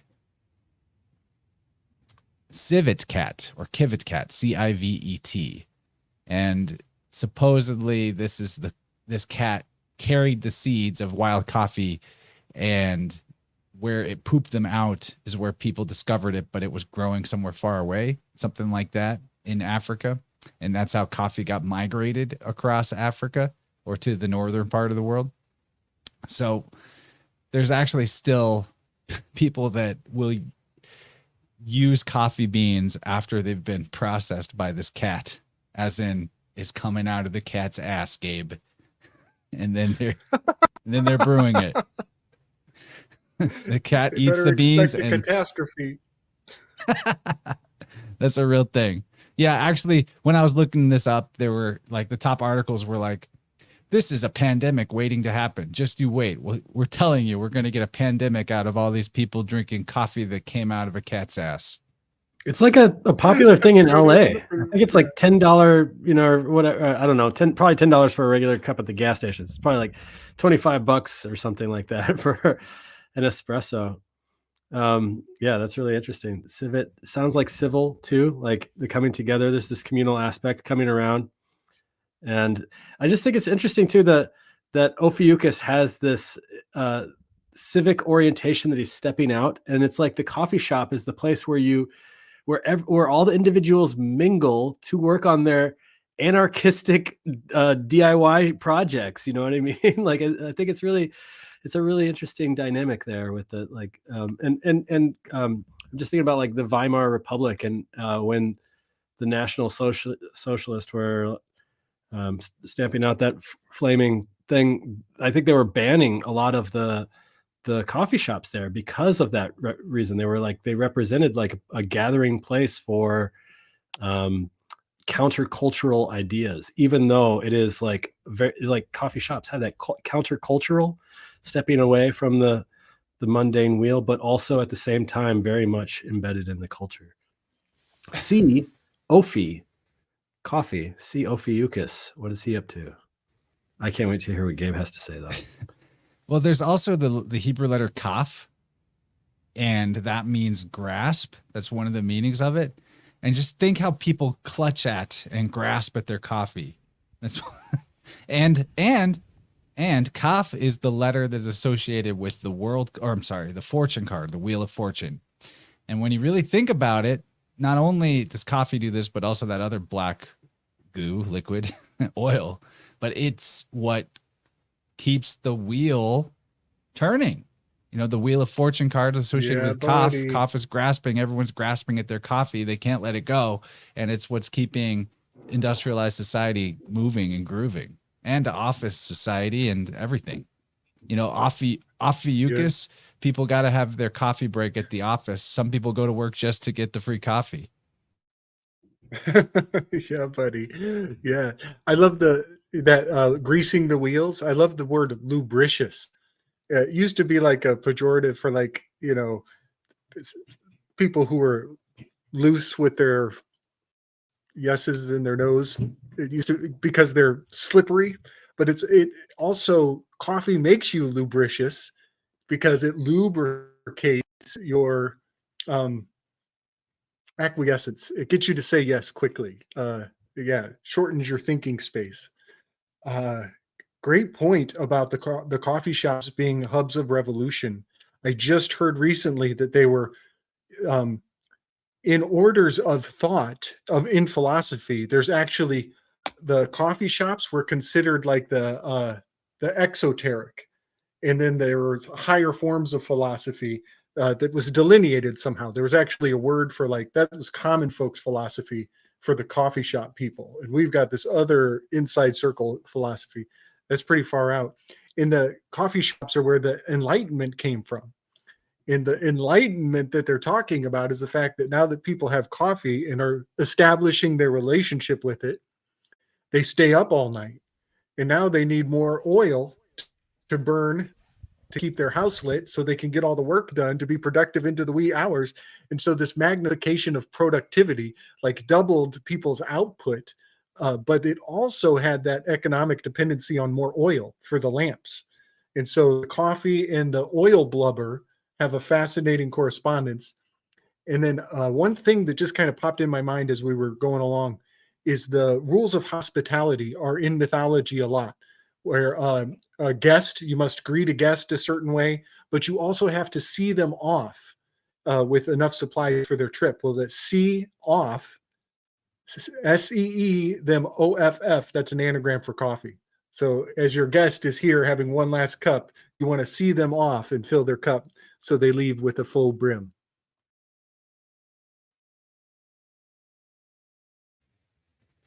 Oh, And the fact that Mario, can you guys hear me? your mute was again a little off sync. Go for Gotcha. it. Take it for the top. Right on. I was just gonna say the anarchist thing to me is kind of funny because Michelle used to work at an anarchist coffee shop in Portland. Oh, yeah. So rest in peace, Olivia our Coffee. Yeah. Literally, the A in their logo was the anarchy symbol. And we actually had a lot of really interesting conversations there with people who would fit right in with you guys. So I would say that shop was one of my best coffee experiences, I'd say, in terms of, just the space and the people and everything else. But yeah, that's a really great point. I like that. Nice. Right on. We've got one more plant left, right? We do, and it's one that is often paired with coffee. It is. Coffee and cigarettes. There you go. Tobacco. So this was my last one that came through for Ophiuchus.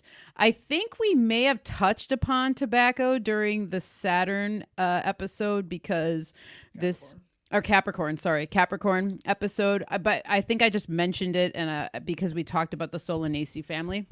But I had to bring it through for Ophiuchus because I have learned a lot about tobacco over the past year because we grew it here, and through that relationship, I've really come to respect this plant even more than I did before. I've never been a tobacco smoker necessarily, but I've always respected it in the aspect of it being like a ceremonial plant.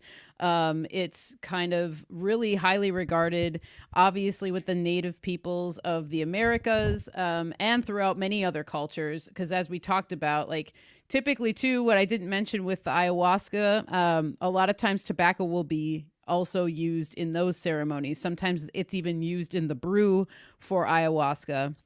And this has a really strong father masculine energy that I've really come to find with it, and a deep wisdom as well. There's a lot of varieties of tobacco. To be exact, there's about 81 different varieties. This one here is Nicotina tabacum. This is the typical smoking tobacco. This is a photo from our garden, but one of the reasons why I wanted to pull this photo in is just like look at the 4 directions coming through with these flowers. Thought that was really interesting because I think tobacco too it's a stimulant, just kind of like coffee is. So it can really bring you to a point of focus. So if you're trying to find direction or you need maybe some help with that, I think tobacco could be really good. Not even necessarily just smoked, but you can use this as a smudge as well. You don't have to always consume it. And I was listening to an interview with David Avocado Wolf, and he talked about tobacco specifically, and he said that it's the bridge between heaven and earth, which I also thought was a really cool weave with Ophiuchus. And if you see the way that tobacco grows, which there is a slide, the next slide over, Chance, there's a photo of the actual full plant, but on the left here. So that is it in its full glory. So it grows quite large, grows quite tall. And as you can see behind the tobacco is the mullein. And I found that the mullein and the tobacco get along really well, which I think is really interesting because they're both lung remedies, really. When you're looking at the structure of these plants, it grows very similarly. And so to see them kind of commingle really well in the garden was really cool. And then in the center, when we come to this photo with the Doctrine of Signatures, I posted this on my Instagram during the summer because I was just like blown away one day being out in the garden and looking at a flower that had fallen on the ground. And I looked at him like, is that a joint? And I may have dropped a joint or something in the garden. And to come to find it was actually a flower, a tobacco flower that had fallen off the plant. And it looks so much like a burnt cigarette. And so it's just like the plant is telling you, like, smoke me, look at me, I want to be smoked. And so I started pulling air through this flower, and it was just like a tube that you could almost use to inhale the smoke through, And then as we've talked about in other vibrants about other plants, that whole aspect of when there is a pipe or some sort of like trumpet type flower, a hollow vine or something like that. That's a signature of it being a plant to help you communicate with spirit, to cross over into the other worlds, to communicate with the ancestors. which tobacco, is highly regarded as a plant to be burned and enjoyed, and the smoke is actually kind of like a symbol of you sending your prayers up to the heavens or up to your ancestors, as an honoring. And then on the right here, we just see how big the leaves actually are. And they're quite large. The scent of this tobacco is, it's heavenly. It's really just really sweet. It's resinous. The stickiness of this plant is very similar to cannabis, I would say. And so when you're harvesting it, your fingers get very sticky, and you actually you can get even the effects of it just from harvesting it, which I experienced. And tobacco almost tells you when it's ready to be harvested by just pressing your hand on the leaf, just gently with gentle pressure. And if it just snaps off, it just is ready to go. So it's very easy to harvest. You can actually even allow the leaves to ferment on the plant itself if you live in a warm, humid climate. Coffee likes warm atmospheres. Even when you're curing it and drying it, it likes to be put into tobacco. What did I say? Coffee. Oh, sorry. Coffee. Oh God, coffee on the brain. Holy shit. Yeah. So it likes to be in a warm atmosphere when it's dried. So down south in the United States, they have coffee barns. They'll use old barns to hang the coffee, and then they dry it in there. And sometimes they'll actually light fires, and then they smolder it down to coals, and they allow the smoke to cure the tobacco, and it imparts a different flavor. There's a whole huge awesome history of tobacco and how to cure it, and different methods that I highly recommend people looking into if you're interested in it, because it's really fascinating and it's really cool. But yeah, I've really grown to love this plant so much from growing it and learning about it. And one of the cool experiences I had with it is I had some of it drying in our garden shed, and I had other things that I had to carry in at that time. So my hands were full, but I had all this tobacco. I'm like, all right, well, I kind of just want to let's try and make one trip. So I took the tobacco that I had strung, and I just wrapped it around my neck, and I had it all across my chest. And as I was walking to the house, I just had this really deep, ancestral memory of something whoa, I feel like every culture or every person in every culture has done this at some point with tobacco. There's something really, really deep and sacred about this plant, and it felt so comforting. I was being held by the tobacco, and the tobacco wanted me to have it on my body. And I pictured men and women of small communities putting the tobacco around themselves and dancing in a circle or something. And there was something so strong about it that I wanted to share with everybody. And so it's a really fascinating plant. And I find it's interesting too, just like we're talking about with the coffee, that this is just hammered into people, smoking cigarettes, and the commercialization of tobacco, and the commercial side of cigarettes, and all the chemicals that are on it, and everything else, that by the time you're smoking a cigarette like that, it's tobacco, but it's so many other additives that the tobacco is almost kind of lost or something. It's very strange. So really interesting. But other than smoking, this was well known as a wound remedy. This also has an ability to kind of stop the effects of snake venom. So sometimes it's even put into drawing salves or pulling salves, like a black salve that has maybe activated charcoal in it and bentonite clay. You can add tobacco, and it can help to staunch the effects of a venom from a snake, or actually pull things out of the body, which I think is implied by the trumpet flower as well. There's some sort of sucking, pulling, vacuum sort of energy that comes from it. And the seeds of this plant are super, super tiny. What we're looking at on the right produces thousands of seeds. So if anybody wants tobacco seeds, email me, because I've got a lot of them. And I recommend everybody just trying to plant it, because I think it grows in many, many different regions. So have a go. It's really cool. lots of lessons for us here and us earthly beings from the tobacco. Michelle, do you ever offer tobacco as before harvesting plants and stuff like that? Yes, thanks for asking, guys. I forgot to bring that up. But yeah, typically I'll do it even after too, like leaving a little bit at the base of the plant. Yeah.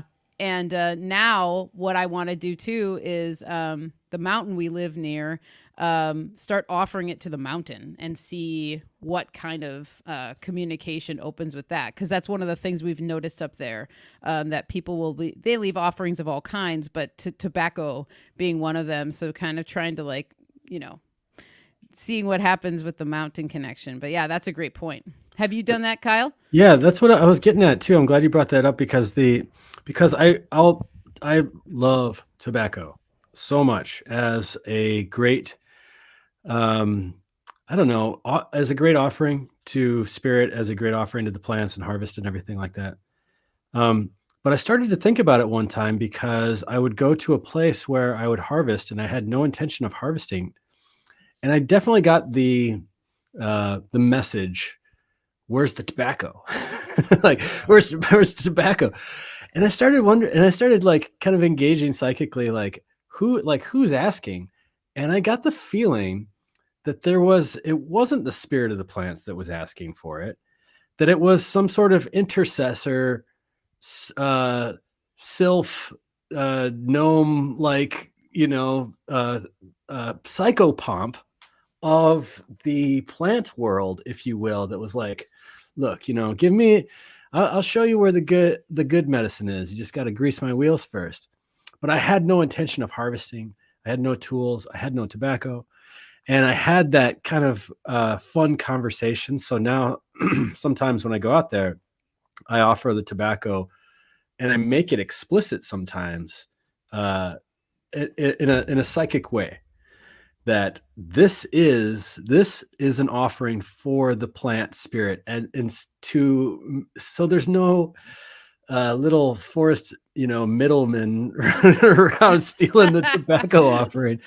And it's really fun. It's a really fun way of engaging with I don't know, just the medicine and the curiosity and the magic that all happens, I think, that becomes available from tobacco. I really feel like tobacco opens up the playfulness that allows the plant's spirits to wander into my head or my biofield or wherever I'm getting these messages. And I also feel strongly about smoking the plant because of the same way. Like I feel like Gandalf, when Gandalf is like, I don't know what to do. Where should I go? He just like goes and has some like old Toby, he has some long bottom leaf from the Shire and figures it out. And that's the idea, is that there's the smoke medicine has this etheric quality that lends to spirit, to out there, to the ether, and creates that space. It's not a aqueous space. It's not a physical four-walled space. And that's why, passing the peace pipe, all these types of these ideas of like diplomatic delegation. And I see that in green speak in the name that I just thought of now. We have Nick, like old Saint Nick, like the name for almost like a Luciferic, terminal deity, and Tina, Nicotina. So there's like this interplay between like, both sides, at least in the green speak that I could pull out of the seance language. But excellent choice. I love tobacco. Probably one of my very favorite smells in the whole world is the smell of a fresh tobacco leaf. It is so awesome. Very masculine. The use of it in the snuff form is big in the Amazon in South America. It's spelled like, it looks like it's spelled rape, R-A-P-E, but they pronounce it jepe. I have actually done this one time, and sort of a ceremonial sense. And if you have ever had, or somebody, the experience of like they just needed their smoke break or something, I just can't, this is too much right now. I gotta go clear my mind, and they want to go outside. There's a lot to the ritual with the use of tobacco that is sort of like grounding or resetting or clearing of the mind. But when you do it as this ceremonial snuff, it really clears your mind. There's the you that you were before, and then there's the you that you are in the moment after somebody goes and blows that tobacco snuff up your nose with like a bone pipe thing, and damn, it hurts. Your eyes are watering. Immediately, everything that's in your sinuses starts to drain out. It's very clearing. It's actually super healing, but it's not like using it in that way. It is not like, oh, I'm going to do this all the time. I'm addicted to this. You can't do that. I mean, I don't know. Maybe some people do use it that frequently, but it just totally brings you out of your head and into the moment. Very clear. Everything becomes super sharp, like the way that pain is a clarifier in a sense, but it's not like a terrible pain. Anyway, that's an interesting way to use tobacco as well. The ceremonial snuff, hepe. And I think everyone that's curious ought to try it sometime if they ever get the opportunity, because it's very powerful. Yeah, that chance, the Repe ceremony somehow has been preserved. I want to say aggressively, very proactively. It's preserved in our language. In the Esau rune is it's like a reversed one. It's like the symbol one, but flipped around. And it is the symbol, I read it as the symbol of harmony. Euterpe is the muse of harmony, and she has this flute. This flute is crucial as the symbol for harmony. But it has so much consistency. I found it first in the Empress card. The Empress is holding a lotus flower with an extremely long stem, like obtusely long stem. Looking into it, I'm quite sure that that's not only the flute of Euterpe, but it's also the flute of the Hripe, Theripe. It's in the word therapy. We have preserved this Hripe that is a symbol of harmony, and musical harmony is a symbol of good health of the body. And so this harmony, I think, is the coming to righteousness, coming back to center, this center stick of this flute that she holds, this Empress card. But it's just so profound how that implement is a universal symbol, particularly for the number 3 on the Enneagram. It's just amazing. It's amazing. So something about that Ripe, I think there's still, I think it's used more than we think. And there might be specific snusses out there that we don't even have a name for, because to us, it just seems so archaic. But in the occult, I just see it preserved like a Tifereth of all the signs and symbols. It's a real precious treasure, that Esau, the flute. But to move on to tobacco really quick, I'm so excited about this one. What a grand finale. What an excellent finale. It's like we're walking out of the forest from our herb walk, and we must remember Hecate. We have to remember the hedge. We have to acknowledge that liminal space, that walking from the wilderness, coming back into the world of the machine.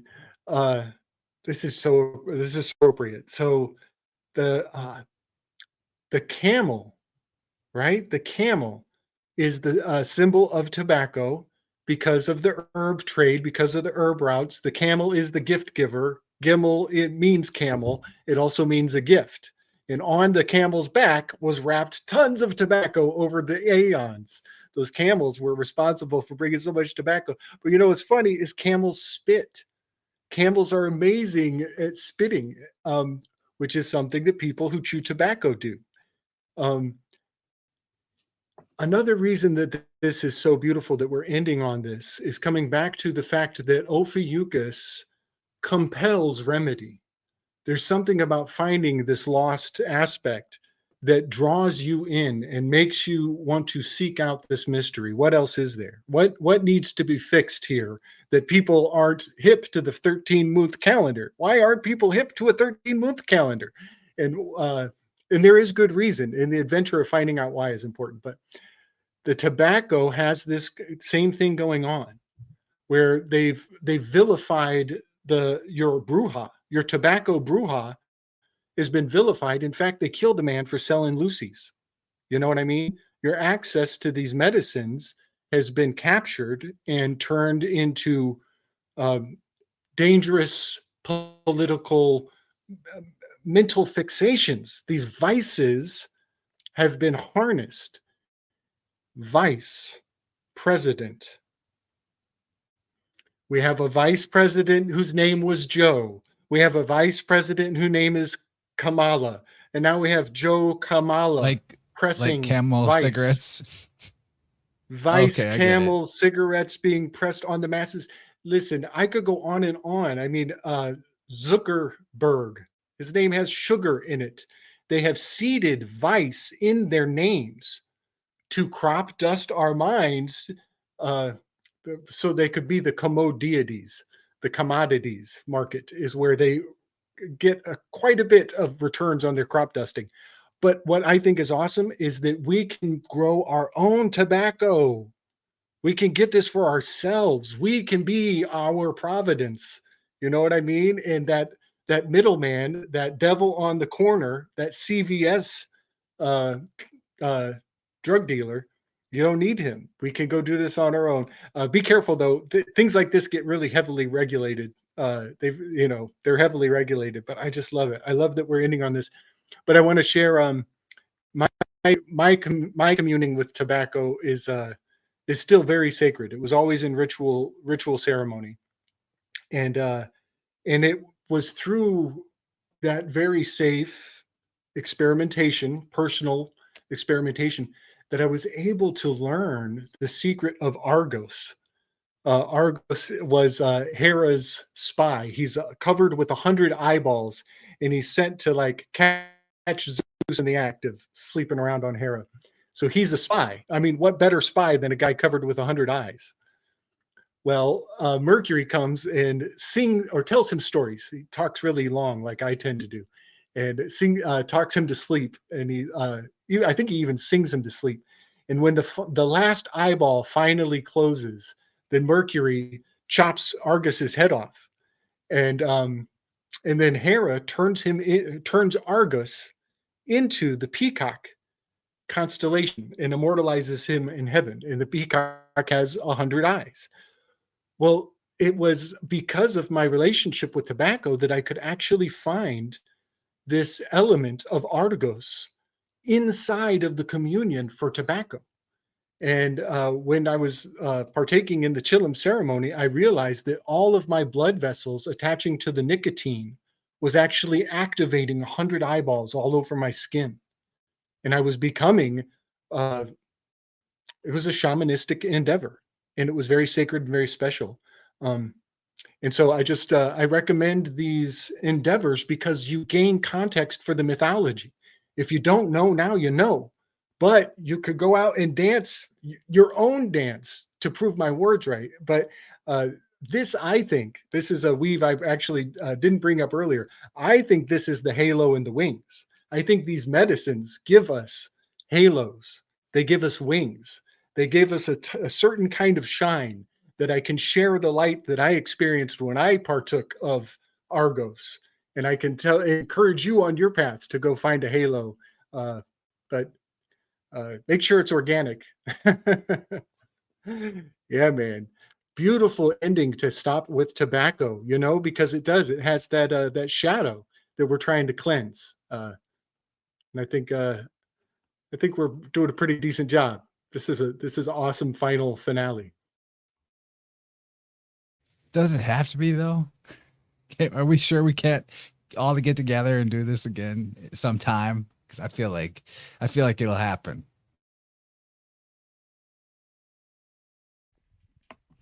I'm always open to more. Yeah, me too. And we could talk about planetary stuff. I mean, we did the zodiac, and it's kind of a little. It's a little bit more categorizing. We can really open it up with some planetary stuff anytime. You know, there's 9 of those plus some other things. we can definitely expand the cosmos a little bit further with the plants if you'd like. I'm into that. I'm also kind of hatching some other ideas because I'm enjoying just the notion of like mini series that run for like the course of a year, theme years. So I'm gonna probably host a podcast for the rest of my life. So I'm gonna be creative with that. And thank you, Lou Polymathing. Thank you for this really kind super chat. He says, cannot thank all of you enough for this AstroHerbalism series. You're masterful teachers, weavers, and keep us all smiling while learning. As Gabe says, give thanks and praise. P.S. Do it all again. And thank you for this super chat, Assassin and Braden over on Rockfin earlier with the super chat. You guys are awesome. And yeah, I think that we're there, guys. I'd love to give you all a chance to reflect before we wrap up, but I'm with Polymathing. I cannot thank you all enough. All of you here on screen with me, all the great people in the chat. This series has been a real treat, a real pleasure, a real learning experience. To be able to do this in my house is quite an honor. So I'm giving thanks and praise forever and eternally that this resource will be something I can always turn to whenever I want to brush up on my understanding of the doctrine of signatures and revisit all the potential plant allies, teachers, healers that can be accessed in this amazing divine realm that we are part of. So let's go over to Michelle and Mario first. Right on. This was fun. Thanks for having us, of course, and for being the host with the most. My final thoughts real quick, just regarding Ophiuchus, is I just feel like this center business is really at the heart of Ophiuchus, whether it's pointing to the center in the north, if that's your thing, which I think that for me, I think that was the primordial center. So the northern tradition, polar symbolism stuff that I go on about, or it's the galactic center, right? I think you can make the case either which way. Perhaps that the modern version is the galactic center, in between Ophiuchus, Scorpio, and Sagittarius, or this original center in the heavens and the original sky clock, in my opinion, being Ursa Major around Polaris. I think that that's what Ophiuchus is speaking to. And I think that this is dangerous and it is controversial because as you look for the center externally, I think it encourages you to find the center within, which is why I'm so passionate about this topic of the sacred center, right? And so that's my final thought with Ophiuchus. I also was going to mention at some point the fact that spirit and spiral, have the sp in common. And I think that's kind of interesting because there is a spiraling nature to spirit itself. And smoke being a very good symbolic metaphor for spirit and, the ether and things like that. But if people are interested in my stuff, they can find me once again at symbolicstudies.com. Michelle is at michelleshealinghome.com. And I'm going to hand it off to her for her final thoughts. Thank you. Thank you again, Chance. Thank you, Gabe. Thank you, Kyle. Thank you, Babe. This has been a really awesome series. Happy to come back for the 13th sign. And to second the point of the center, that's what I feel like all these medicines kind of point to. Working with your center, asking yourself questions, checking in before you imbibe, all these things, is it necessary right now? Do I really need it? Is it needed? And you'll know when it's needed. So I think that a lot of these plants and what we talked about point to more of that kind of stuff and tuning in and making sure you're listening. So as Mario said, michelleshealinghome.com for all things the healing home.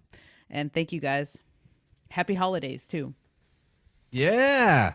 It's funny. Right as you said tuning in, I was like, I should let everybody know, because we're streaming to your channel and to Mario's channel as well, that I do biofield tuning one-on-one.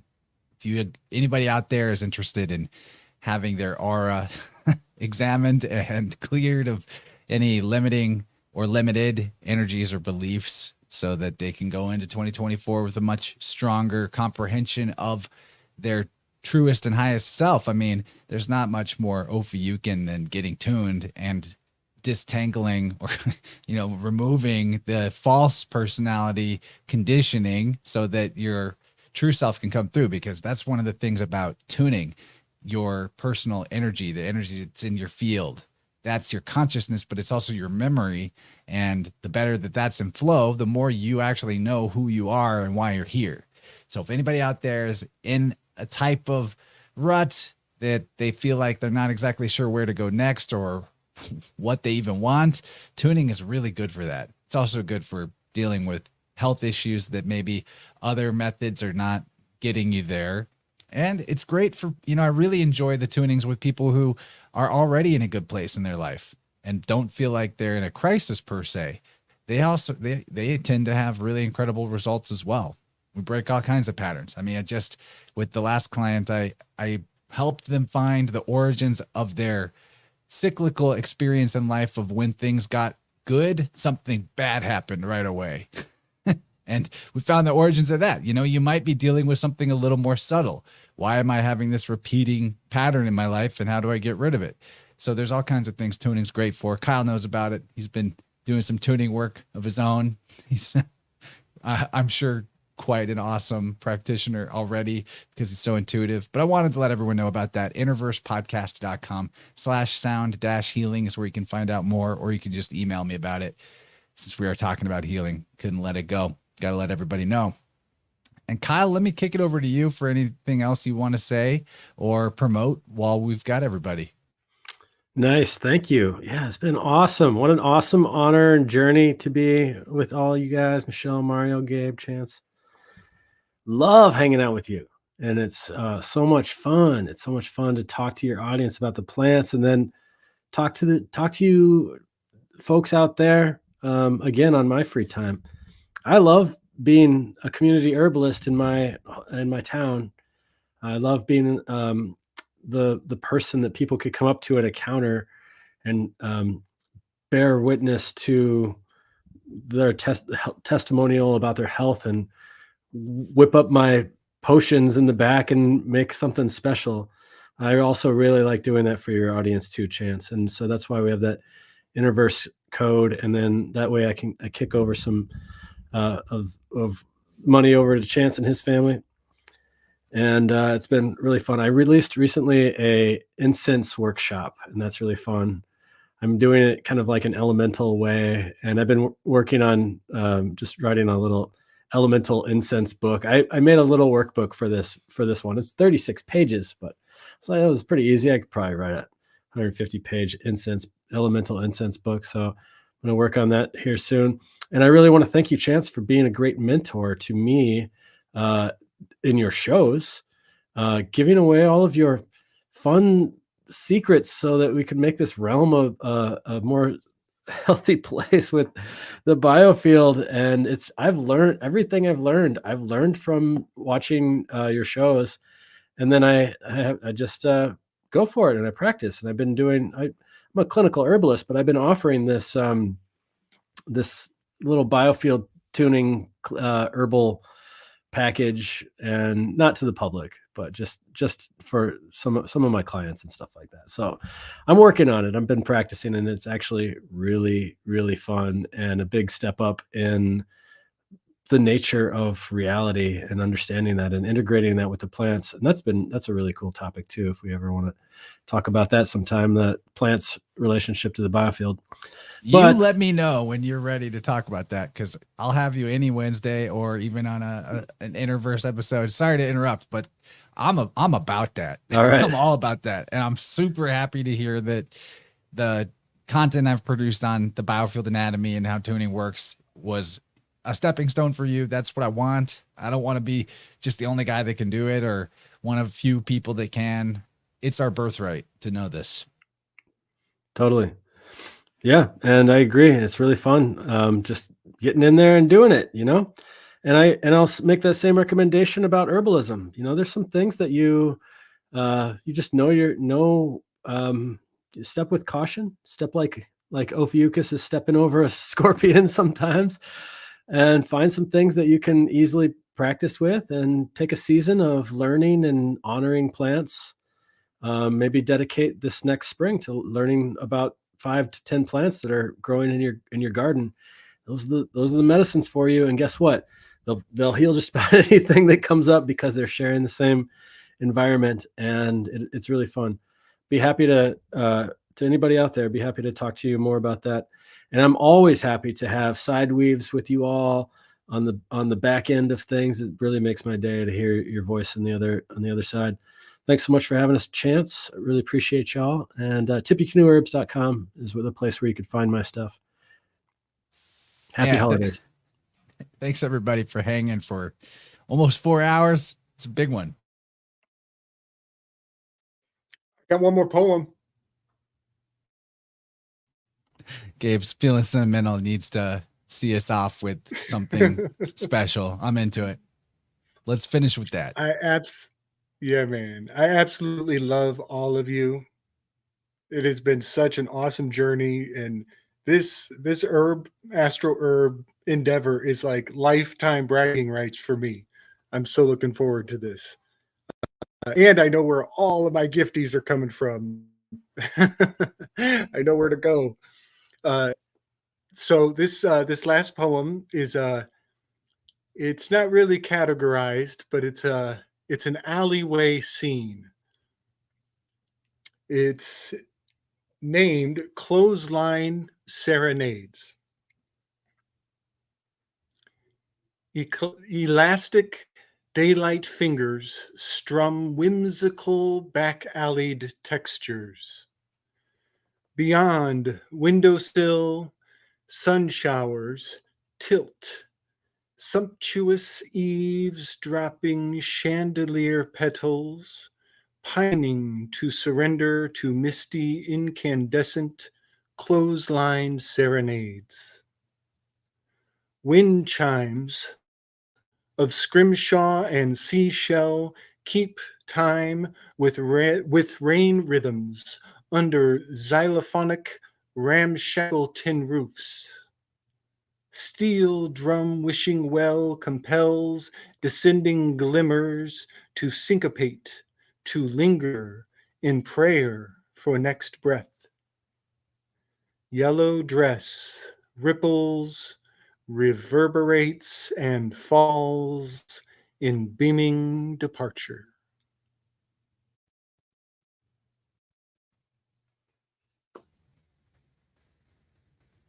Good night, everybody. Oh, I got to Big tell love you, and Gabe. respect.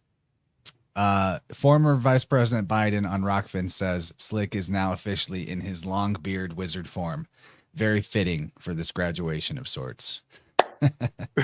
You've all graduated from the AstroHerbalism series, or if you haven't been here for all 12 episodes previous to this, go check out the playlist. There's so much more if you enjoyed this, and it's timeless wisdom.